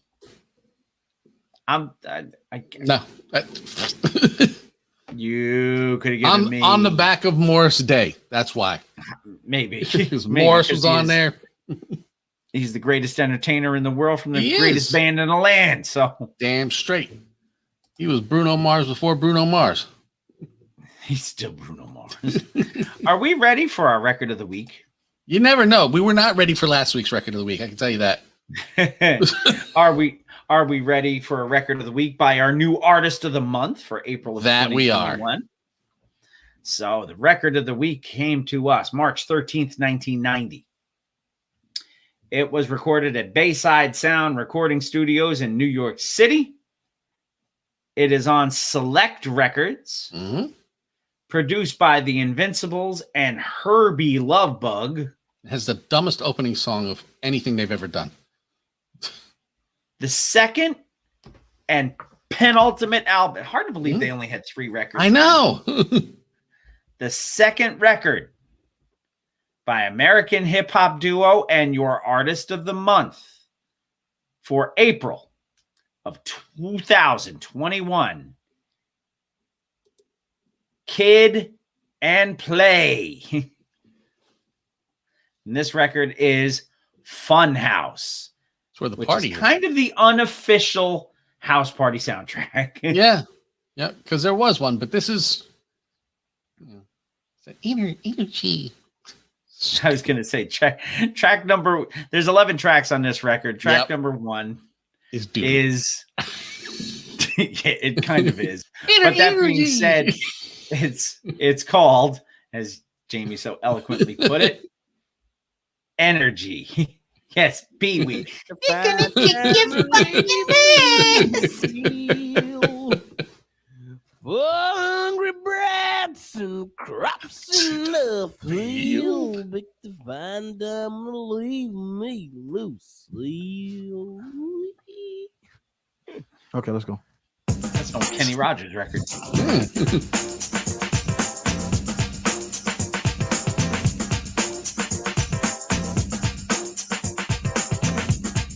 DJ introduction is not happy. No. What's up? Get it back. I heard you missed me. Riding the tempo quickly and swiftly. It's showtime. Hey, here's your ticket, boss. The hot top fade is gonna kick it off. Track number 2. Why You Gelling Me? NFT. What your brain is saying. People are gonna say, his pronunciation is perfect. Why are you gelling me? Let's sum up the reasons. He's throwing me. That's like I I'm can't pay throwing you. attention. You are. I'm I'm serious. not throwing you. I don't know. You got the same point. Oh, it's easy for Some me to people play. have After he different- does it a few times and he can't do it. You're throwing me off. That's what it is, right? Because I'm in the room with you. I will say, like them or not, Kid and Play always had the best music. It's Yeah. rugged. Don't you love it? Don't even dare try to dub it. Wizard's gonna cut it up like a chef cutting up in a meat shop. We won't stop till your feet stop. But we got I don't know how people can not like Kid and Play. No, it just makes you bounce, makes you want to dance. It's Track number like 3. I always say about listening to Kwame. You can't not be in a good mood when you're listening to Kwame. Mm-hmm. It's Or impossible. Heavy D, actually. Yeah. Yep. Heavy D's the same way for me. Track number 3, Back to Basics. Thought about you yesterday. Somebody was playing Heavy D and the Boys at a hockey game I was Oh, doing yeah? over there. Yeah. It's the hipster. Dre came out and Word shot up. you from the back. But hey, God. stop telling me. And he really does sound. He makes you sound like you're for Superman, man. This guy goes sings, raps, and dances like I've never seen. I'm gonna jump ahead. Back to basics. Hey, yo, kid, let's do something a little different on this one, man. What you talking about, huh? I'm thinking about going back. What, back to the old school? Yeah, back to basics. It's for my face, that's shaking. Hey. It's for the action, we're taking. It's for the crowd, that's breaking. Okay. Kid and Play. So let's start it Now. So let's start it now. Track number 4, Toe to Toe. Mm. Yo, Wiz, press the button down with your nose. There was these little snippets in between every track, wasn't there? Yeah. Gentlemen, Yep. Martin Lawrence. Boo. This is Martin Lawrence's first visit to a recording studio. And his last. And his less. He said they worked at Sears together. Because this shit is broke.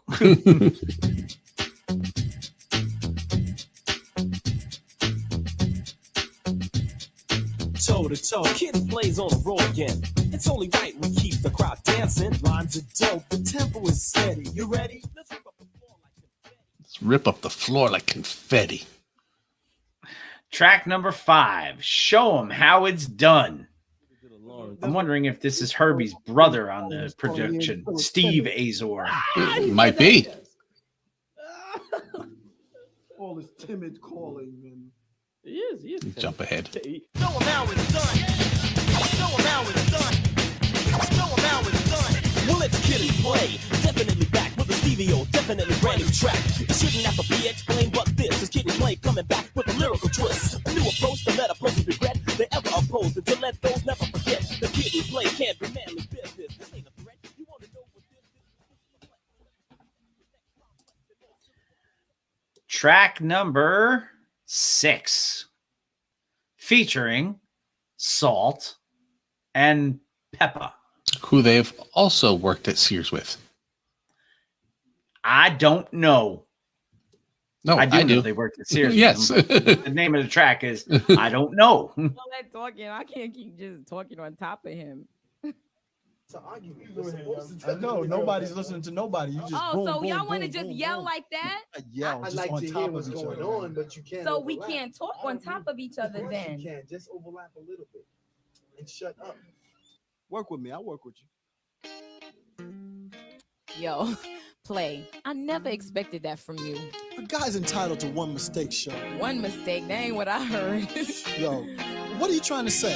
Look, let me kick it to you like this. It's not that I don't miss your kiss. Well, what is it? I'm scared of getting hurt. I'm afraid. Of who, me? Come on, baby. Don't try to play me. It's true. But you know that I... Track number 7, So What You Want To. I got Do What You Want To. Oh, What? it should be Do What You Want To. Okay, good. And what? I got all these typos in this shit tonight.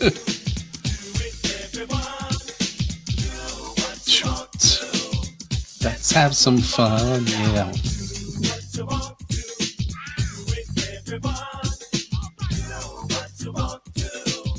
Let's have some fun now.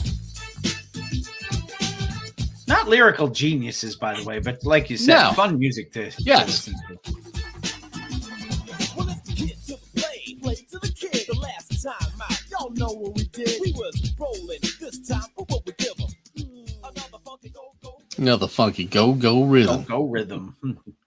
That was their thing, man. Yes. Track number 8, Stroking. Stop, fellas. Call it. Huh?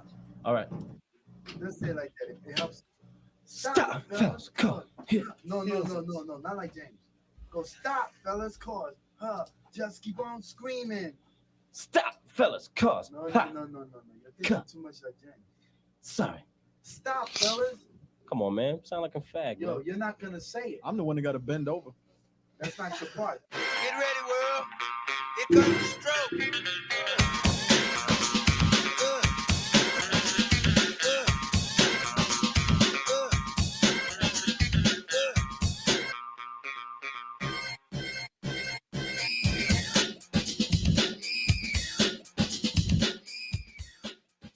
It's screaming in the background, like try to be like the Bomb Sound Squad. like a Public Enemy record. Yeah. Track number 9, Can't Get Enough. Getting everybody promenade. This was the one that always made me laugh. when we Yeah. listened. World, twist and twirl, wallow around like a flying squirrel. Everybody promenade. Whirl, twist and twirl, whirl around like a flying squirrel. And everybody promenade. Element left with your left hand, follow through with a right and left grin. Wham. Wham. Buttermilk biscuits.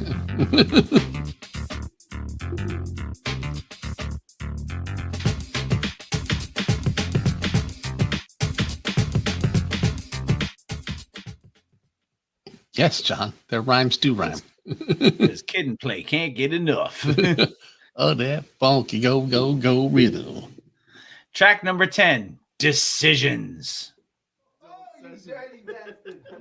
We're gonna jump ahead.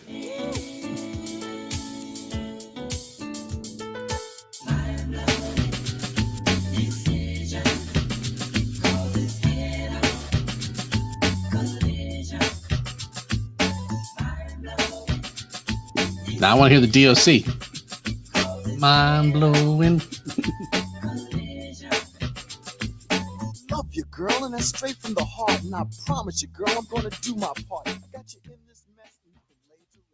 Sound like Candyman. A little bit, Steal, yeah. End up knocking the boots. Last track on the record. Just like the first record we did. Where Last the track party is is. the title track. Track number 11, Fun House. We can't skip the snippet because I know. you got to get the snippet. Yo, listen. Can we say make a little love now? Make a little love now. The house party's at the fun house. How about the parties at the fun house? All right, yeah. This party's at the fun house. All right, y'all. Could you be quiet for a minute? All right, Wiz, turn it down, Dukes. Hey, could y'all please shut up? Wiz, chill. Yo, Play got something to say. All right, y'all. Let's get this together, because it ain't gonna last forever. You know what I'm saying? Yo, man, don't trash my place. Hey, yo, Herb. Bass.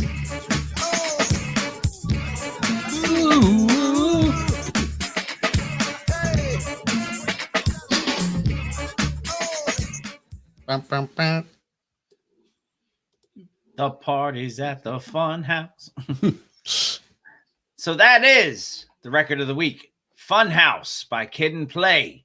Keep on Your swinging. artist of the keep month on swinging. for April of 2021. And there was indeed charting action on this. There were two singles released actually. Two singles releases. Yes, two singles released. Neither one of them charted, surprisingly. Funhouse. Yes. And Back to Basics. Actually, I'm not going to say they didn't chart because as I take a look at this other part of the article, House Party, Fun House, peaked at number 27 on the Hot R&B Hip Hop Songs. And let me click here. Well, look at that. Hot Rap Singles was a number one record. Yeah. Back to Basics was the second single. So what? That was right. Peaked at number 69 on the Hot R&B Hip Hop Songs and number 16 on the Hot Rap Songs. The song Toe to Toe didn't chart, but it was released as a promotional single. So it's not an official release, just as a promo. Now, the album itself charted on two charts. The U.S. Billboard 200 peaked at number 58. Nice. And the U.S. top R&B hip-hop albums, it peaked at number 11. So not bad for Kid and Play on their second and next to last record together. Yeah. I believe they only had 3 records, man. Yeah. And that was, of course, Too Hype, which we did a long time ago. Yes, we did. Because for the longest time, that was the only album of theirs that was on Spotify. Fun House and Face the Nation, which came out a year 91. after Fun House. Yeah. And then that was it. Then they faded away. They did. Hot Top faded away. Yes, they did. How do you like that, huh? Well done.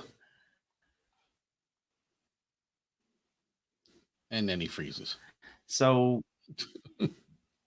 yeah. Chris, who is it? Chris Reed. Christopher Reed. And Chris Martin. Yes. Who both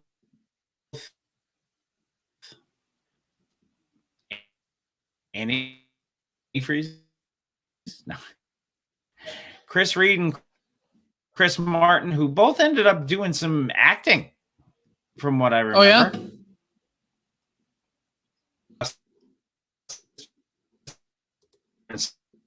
Guy and all that stuff. Wow, you're like going all max headroom on us.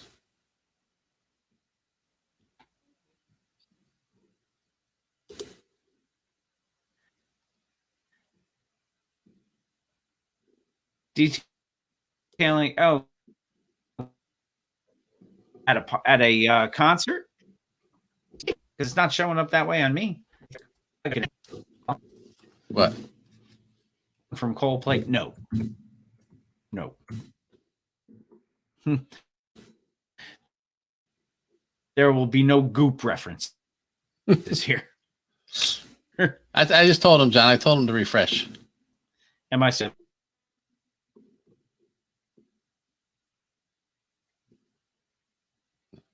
I'm not lagging. I'm hardwired. Boop. Try that. Much better. Okay. Maybe just a bad, maybe just a little bad juju here. Yes. So that was the record of the week. Funhouse by Kid and Play, your artist of the month. The one and done, KD with Ass, Gas, or Cash. No one rides for free. Now, I always thought it was ass, gas, or grass, but that's neither. Cash. Cash rules everything around me. Damn right. And Kid and Play is your artist of the month. So go and check out any one of the 3 Kid and Play records and stream it, and let them get. Or the multiple house party soundtracks. Yes, the multiple house party soundtracks, which not the redone one though, not the one that MTV did. That was House Party Tonight's the Night or something like that. Yeah, whatever. That wasn't even hot garbage. That was Kid and Play were in it at best, but only at the last minute and a half of the Yeah, movie. I was going to say in the last 2 minutes. Yeah. We're going to take our final break of the evening. When we come back, it'll be time for Bill Reed's lyrics and a Fresh Flicks Redux. We'll tell you all about the movie we just saw. I'll give you a hint. Had a lot to do with that last album that we talked about. And the artist of the month. So come on back to Mr. Throwback Thursday, episode 374, right after this. All right, and you stop being blurry.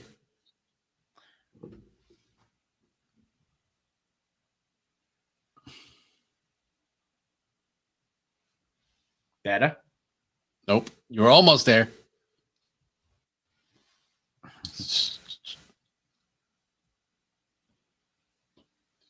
Hit yourself in the nose.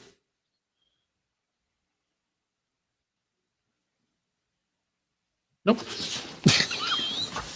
Best I can do. Whatever. Yeah. No, I don't know what it is. At least I'm not freezing now. So. No, you're not. Oh, maybe it switched your other camera again. Who knows? I don't think it did. I don't think so. You got your green screen still. So. Yeah.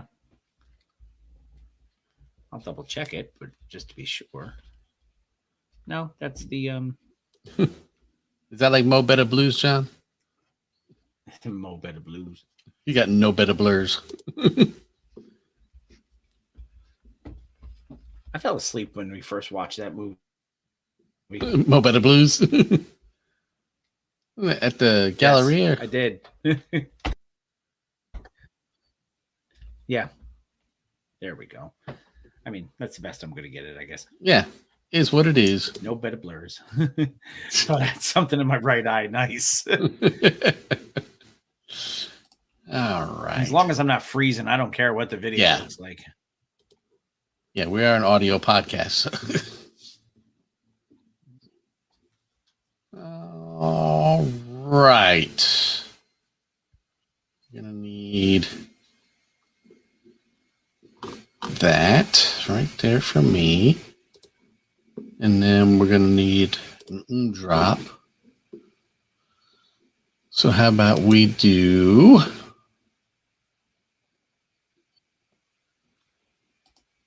An drop. Drop. Yeah.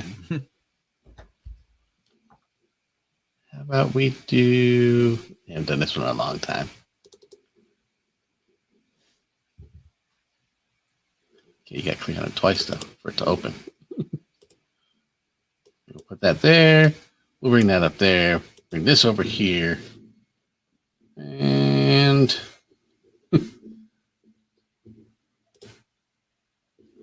How about that one, Bill?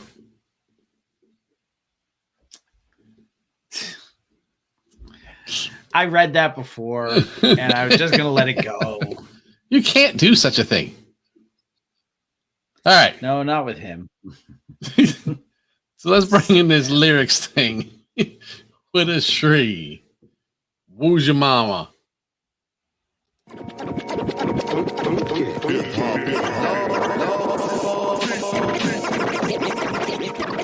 But it starts with Bill. Preston. It's called reading. Top to bottom, left to right. Words together is a sentence. Take Tylenol for any headaches. Midol for any cramps. Most people don't listen to the Lord. But they should. Welcome to Bill Reed's Lyrics.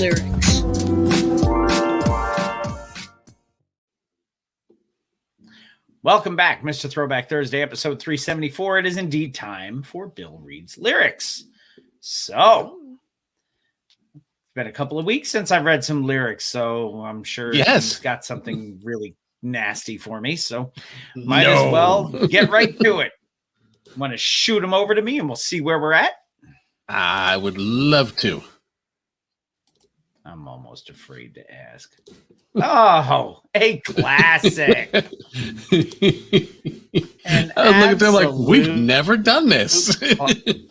Classic. And contrary to I'm shocked. Contrary to our standard, we're going to do verse 1 instead of verse 2. Because, we usually go with the same person on this one. We're going to go with the other guy. Yes. So, with no Verse type of 1. ado. Not that 1 is any better than 2.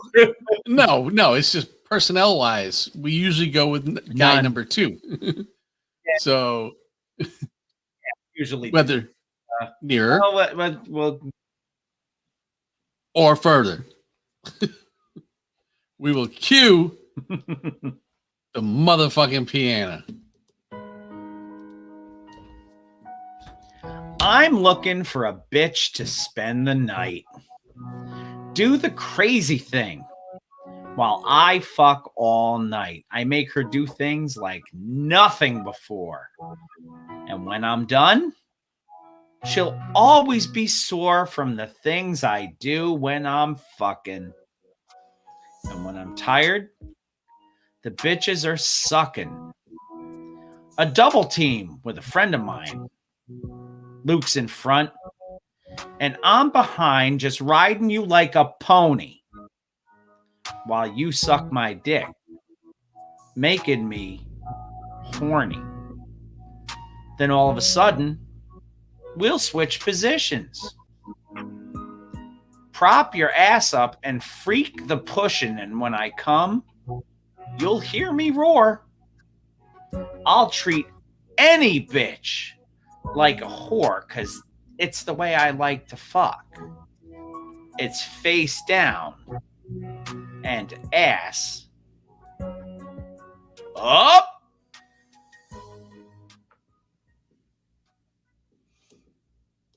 Yay. Such lyrical genius from the brain of Fresh Kid Ice. Yes. And then there's the Luke part, which is just the same line over and over and over. Yes, Or in the next immortal week on words Bill of Reed's lyrics. Tiger. In the immortal words of Tiger, it's the same lyric over and over again. Well, we've got this other segment. I don't think a posse's ever heard Tiger. Some of the patrons have. Have they? Some of the patrons have, because they get everything from the minute I press record, which is before you come on when I'm doing sound check and whatnot. And I've played Tiger. And once in a while, you listen to that. Yes. Yes. Yeah. But now we're gonna kick the intro for Bill's. Well, we're gonna do Bill's favorite intro for any segment. How's that? I do. Not an intro to your favorite segment. No, but my favorite intro for all the segments we have. Yes. All right. So let's do that. Especially since part of this intro. Yes. will be comes from tonight's Fresh Flick. part of what we did. Yes. So please bequeath that intro upon me. Yes. You gotta be kidding. This is a dirty movie. No. This is a movie that a lot of couples, so all kinds of couples are here. Sure about that? Riggs, who's the perp? Would you bust him for? Oh, I'm a perp? Oh, you see a young brother in the back? So automatically, I'm a perp. Look at my tie. What am I, fucking Crips accountant? Yeah, man. Fuck that, man. This the people from the Citizens Bureau. What? People from the Citizens Bureau. My friend, white serious? Yeah, I'm serious. Conditions are always there, right? You gotta come back next week, then we can work something out, right? Box. Why don't you go home and watch the Late Show, Pop? Oh, you just go home. Test two, baby. Ain't no Jack. D, motherfucker. Learn to speak English first, all right? D. I do. I love that. You just go home. Test two, baby. And the reason why I picked that part of the intro is that was the Fresh Flicks for this past week. It was. And one that you got to be there for the entire show. I was very happy I was able to get there. So I think I popped in right before the credits started. Yeah. Yep. And we only made one comment about you. And what was that? But when it was they were showing them all the microphones set up in kids' room, and I said, "That's Bill. That's Bill set up. I'm here. Yes, we know." I only have one microphone now, by the way. Yes, I know. So, and I have the screen for it. So, yep. You know, that used to be my setup. I used to have shit ton of stuff all over the place. But yeah, so we watched the Robin Harris Classic. Yes. Yes. The Robin Harris Classic featuring Kid and Play. Yes. and Daryl Chill Mitchell. Yep. Pre-accident. Yep. Yeah. And Goofy Chill. House Party. And a goddamn Public Enema. John Witherspoon is the best. Oh man. He wasn't on screen for very long, but every scene he's ever in, he stole. Well, I think Robin Harris is in that movie very little as far as actual screen time. But the fear of Pops, so Pops is a character that's in the movie a lot, even though he's not actually seen a lot. Bill disconnected his headphones. So we'll just talk about the movie without Bill.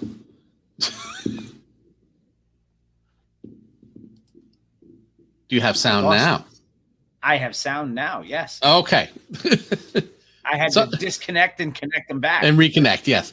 So I was saying, as little as Robin Harris is actually on screen, the fear of the character Pops makes it feel like Pops is in the movie a whole lot more than he is. You know what? I'd love to go back and watch it and just time how long he's actually on screen. Yeah, because there's only the original scene. Longer. If he's on screen for more than 10 minutes, I'd be shocked. Yep, because there's 2 scenes in the house. There's one scene with the cops, and then the one scene where he gets to the party. That's really it. Mm-hmm. I guess Brian's favorite part was the Public Enema. That is one of my favorite parts. We'll give goddamn. You hear his voice as the final credits roll, but he's not on screen. No. I would venture to say that Full Force is on screen more than he is. I would say so, because they're on for the party, they're on for all the chasing around, they're on for the cafeteria scene, and we get to hear Pee Wee constantly say, "They come running out the burning house." Not the burning house. Yeah, no. Oh God. Bow-legged Lou. Yeah, no. If you've never seen the movie House Party, there's no reason for that. But it's a very there's no reason for that. There's no reason you should have not seen House Party at this point. But the movie is a simple storyline. Kid gets in trouble in school, can't go out to the big party that's happening at his buddy's house, where he plans to get on the microphone and blow up. Which is play. Yep. And he sneaks out of the house. Martin Lawrence. Yep. As Bilal. Martin Lawrence is Bilal, the DJ. And name that kid an African name. You know, Play's kind of a douchebag in this movie, as you every single movie Play is in plays the same character. He's a douchebag. Yeah. Even when they did Class Act, he was Blade Brown. And he was a douchebag. Yeah. Yes, John's right. Superbad is a complete ripoff of House Party. It kind of is. It kind of is. Christopher Reed is a Kid. Yeah. Christopher Martin is Play. Robin Harris is Pop. Yep. Martin Lawrence is Bilal. Tisha Campbell, back when she was just Tisha Campbell and not Tisha Campbell Martin. Was Sydney. AJ Johnson as Shireen, Sydney's loose moral friend. Paul Anthony as Stab. Yep. Bow-legged Lou as Pee-wee. Pee-wee. Yeah. B. Fine as Zilla. Zilla, that's what it was. I knew what it was during the movie. I couldn't remember now. Mm-hmm. And we get some of the other people in here. Peanut, Desi Arnaz Hines, the second. Okay. Apparently. Of course there are. Are they both in the movie? I don't think so. What's the guy who was in Friday? And my Lord, I can't even think of his character's name. The one who's at the store who tries to slip and fall and then get the free stuff. Okie? Oh, not no. No, what the hell? Ezel. What is his real name? Because he's in House Party. What is Ezel's real? That is a great question. I'm going to have to look that up. So I'll probably be easier to find it under Friday. Yes, I would think so. Let's because he had a little bit part in this. But yeah, so they made like 14 House Party movies. And the story changed this much each time. It's like the second one. Yeah. Kid went to college. And they'd gotten all the money together to send Kid to college. And then Play gave the money away for a record contract or something stupid. Ezel was Anthony Johnson. Okay. Now cross-reference that to the House Party cast. The House Party, yes. Let's see. House Party was the House Party, which is at the Fun House.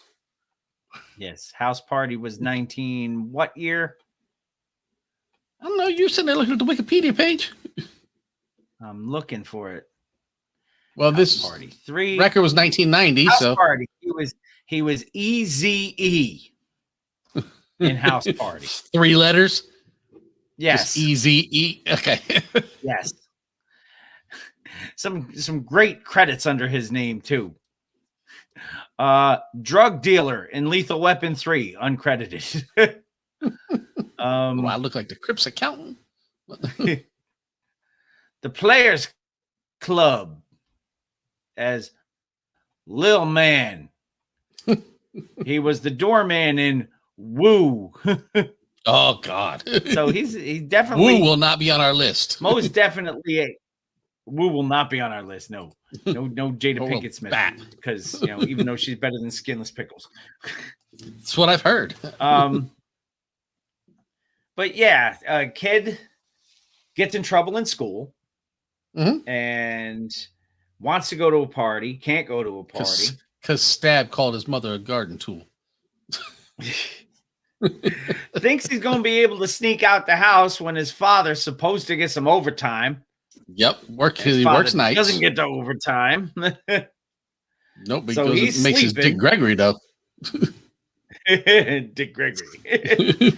And if you've ever listened to Robin Harris's stand-up, the Bebe's Kids album, 90% of them jokes are in that movie. Yeah. That's what I'm Which wondering is how great, much they gave him as far as a script and how much they just said, go ahead. You Do know, your thing, man. Yeah.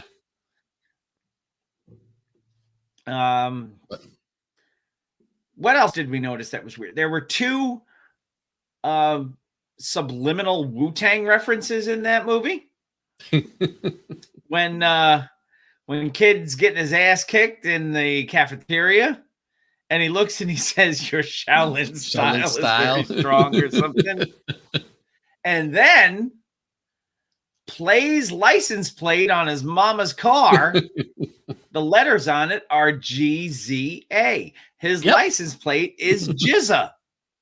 Yeah, all this before the Wu-Tang I happened. almost wonder if they saw the movie and the genius said, "I'm going to use the letters for the license plate in the house party. That's movie, cool. and that's going to be my name." Well, if we ever get him on the show, we'll ask him. Is there any correlation between your name and Play's license plate and house party? In house party, because it reads Jizza. And the only reason we know that is because we watch movies once a month. Kid was not going home to watch Body Rock with Pop. He wanted to watch Not the movie Dolomite. we were watching.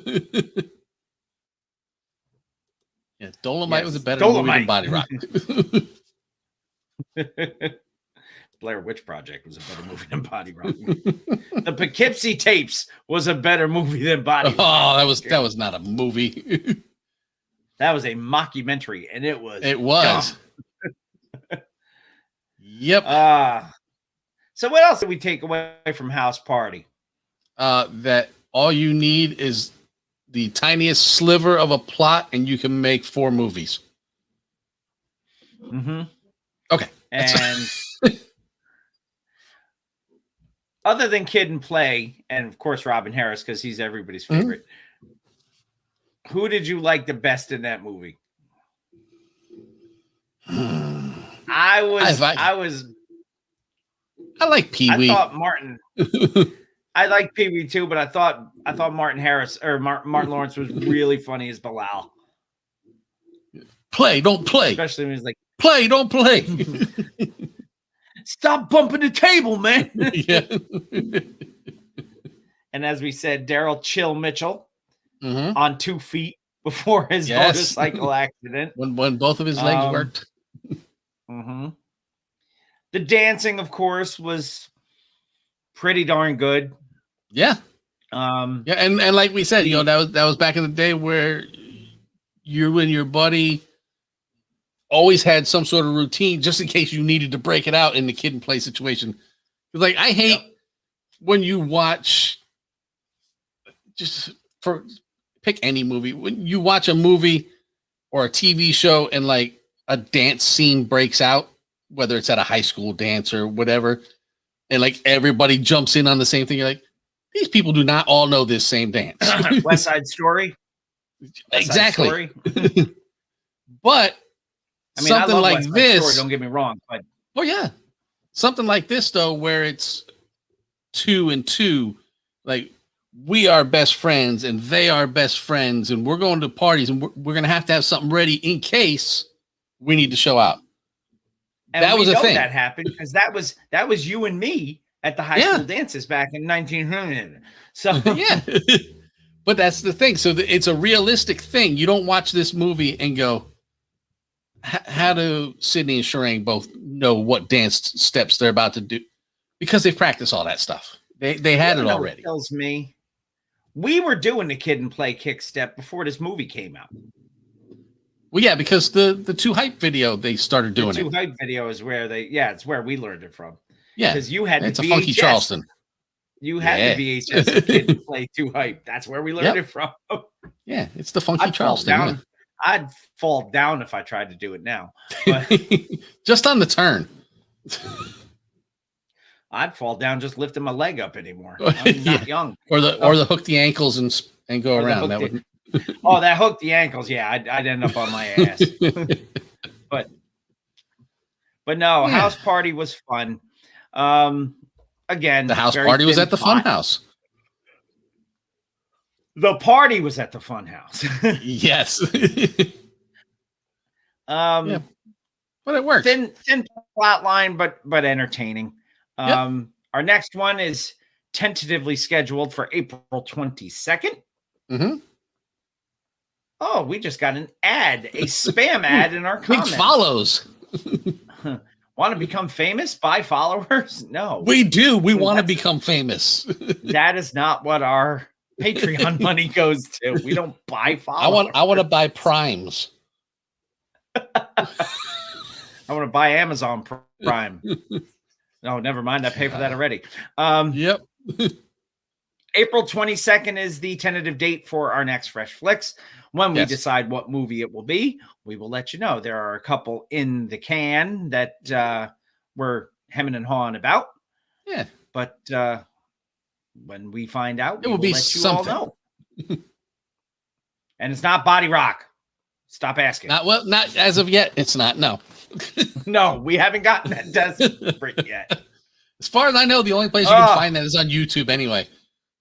I think you're right. So we've read lyrics. We have done Fresh Flicks. I do believe it is probably time to switch your hat from Bill to Phil and take Bill us home. to Phil. So, John has a suggestion. No. Sorry, John. No, we're not doing Body Rock. not until we absolutely Not until we have nothing else to do. absolutely have to. We will do the episode of Teen Titans featuring De La Soul, De La Soul. before we do Body Rock. Yeah, one of these days, I'm just going to say, we're going to do Boys in the Hood, and then you're going to show up and it's going to be Body Rock. Or you're going to be working that night and I'm going to play Body Rock. Who, John? Yeah. Yeah. And we'll be sitting there going, why the fuck are we watching this? The one person who wanted to watch. I will intentionally watch it Anyway. on the weekend that John is not here. Anyway, it is indeed time. I have switched the hat. It is time for Bill to Phil to take us home. Everything about tonight's show was fueled by Death, the world's strongest coffee, Death Wish Coffee. Go find them on Facebook, Twitter at deathwishcoffee.com. Use the Or code in my throwback, mug. save 10% off your order. And if you haven't tried them yet, order the canned lattes. I have polished all of them off. Between me and Emily, we have destroyed that pack. I actually have to go online tomorrow and order more. I have had to ration them because I cannot have that many carbohydrates at a time. No. No, There's and like 300 36 grams of sugar or something in them. yeah. And 300 milligrams of caffeine in each can. And that's saying something. They do go nicely, though, with the Death Wish vodka.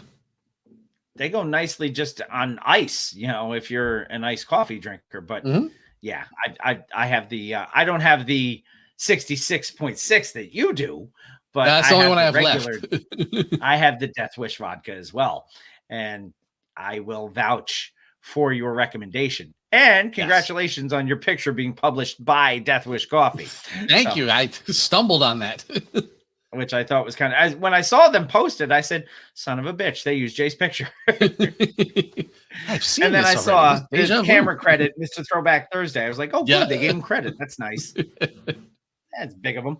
So anyway, the world's strongest coffee, Death Wish Coffee. Find them Facebook, Twitter, deathwishcoffee.com. Use the code throwback, save 10% off your order. Def Rugs, defrugs.com, Facebook, Twitter, and Instagram at Def Rugs. High quality, handmade rugs from the mind and fingers of the original Ruggy Fresh, Marshall Fox, and the Green-Eyed Bandit, Eric Sermon. Go check them out and order yours today. Heather Lent up in Schenectady, New York, has the Bittersweet Candy Company, where she makes candy and chocolate that is handmade, small batch, different, and delicious. Oh, I have an update on that. Last week, Grandmaster T asked why she doesn't make keto chocolates, because he is on a very strict keto diet. She basically said you have to use sugar-free chocolate for that. Sugar-free chocolate gives most people the shits, and she did not want to do that to people. That's basically what it came down to. Is I don't want to give people the shits with my chocolate. So now you know. Why do you think X-Lax looked like chocolate when it was exactly? Anyway, yes, you can order at bittersweetcandy.com. Use our code throwback, save 10% off your order there. Melted Mics at MLTDMICS.com. Pumice T Mendola has hip-hop themed t-shirts and other things. Use our code Mr. Throwback Thursday. Save 10% off your order at Melted Mics. Ray's energy drink from Rep Sports. Go to our friends of the show page at repsports.com, or you can just, let us know and we'll send you the link. Go order some Ray's energy drink from Rep Sports. Use the code Throwback and saves you 15% off your order. It's the biggest discount code we have. And finally, the geek shall inherit the earth. Geek Like You at etsy.com/shop/geek like you. Pop culture and hip hop Mr. Throwback Thursday themed merchandise from the sick, twisted mind of Mr. Throwback Thursday himself. I try. And his lovely wife, of course. Yes. So the geek shall inherit the earth. Now, what they do with it once they get it, then we're all stand by. Stand by. Don't forget the social media network. Visit us at MrThrowbackThursday.com. Leave us a voice message. Follow us on Twitter at _MR_TBT and Bill_MR_TBT, which is also the Instagram page for me, Jamie's Instagram page at Mr. Throwback Thursday. You can also follow the Instagram link at Bill Reads Lyrics for modern hip-hop songs with the Bill Reads Lyrics touch. This week we do Tekashi 6699, and it sucks as bad as you would think. So, but it's fun. I still don't even know what any of that is. I don't know what that is more than I don't know what NFTs are. That's because you're NFT. You're not fucking trying. I'm not fucking trying. I'm not fucking there. If you are so inclined, you can also send us emails to MrThrowbackThursday@gmail.com. It is shout out time. Yay. Shout outs go out to Gail Dunmeyer, Manny Baez, Sarah Henderson, John Henderson, Hugo Gonzalez, Sanket Patel, Teresa Lynn Simple Luxuries at teresalins.com, Kat Malark, Clay Arsenault, Jason Eckert, the Shrieking Warrior Jennifer Buchanan, Jacob O'Neill, Jason Heath, and Paulie Tibbert.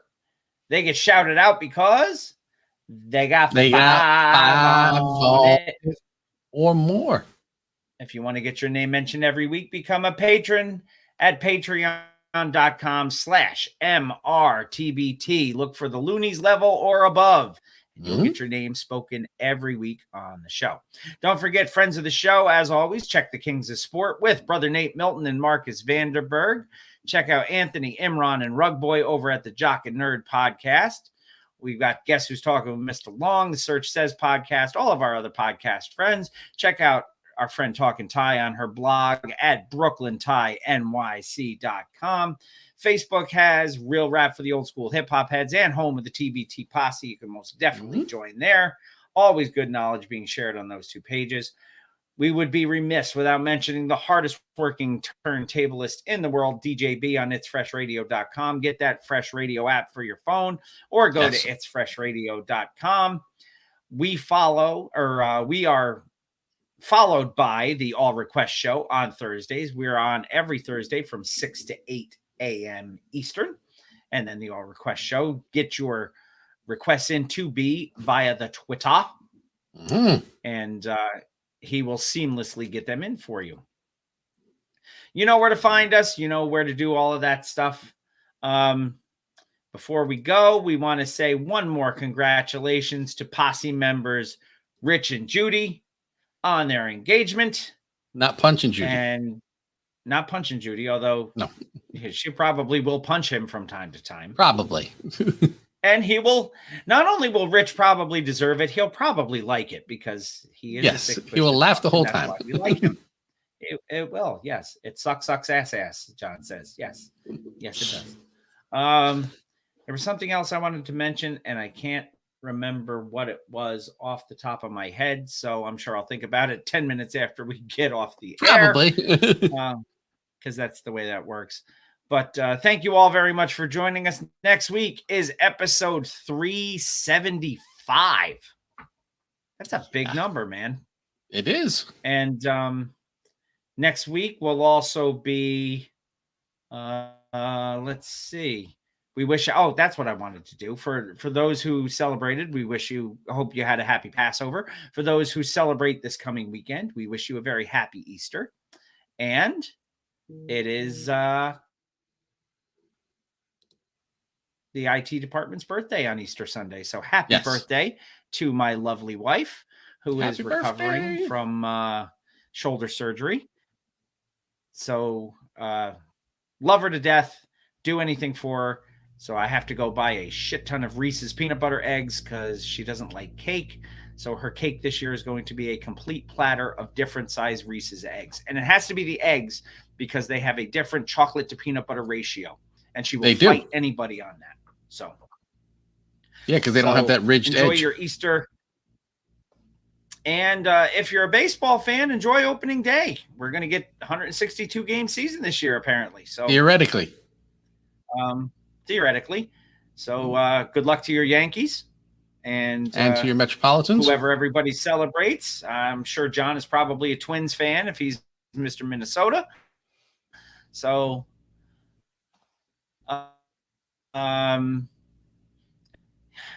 let's just hope to get a full season in, you know? Sounds good. 162 games and no fantasy baseball. No fantasy baseball. It's too hard to keep up with. Sorry, that DBA. Being said, we're already starting to think about fantasy football. So all in one day. Yes, that's a big, long television marathon. Yes. So thank you very much once again for joining us. We will see you next week. Until then, take good care of yourselves. Wear your masks. Wash your hands. Wash your butt. And share the good word and keep it classic. Always remember. New school stale, old school fresh.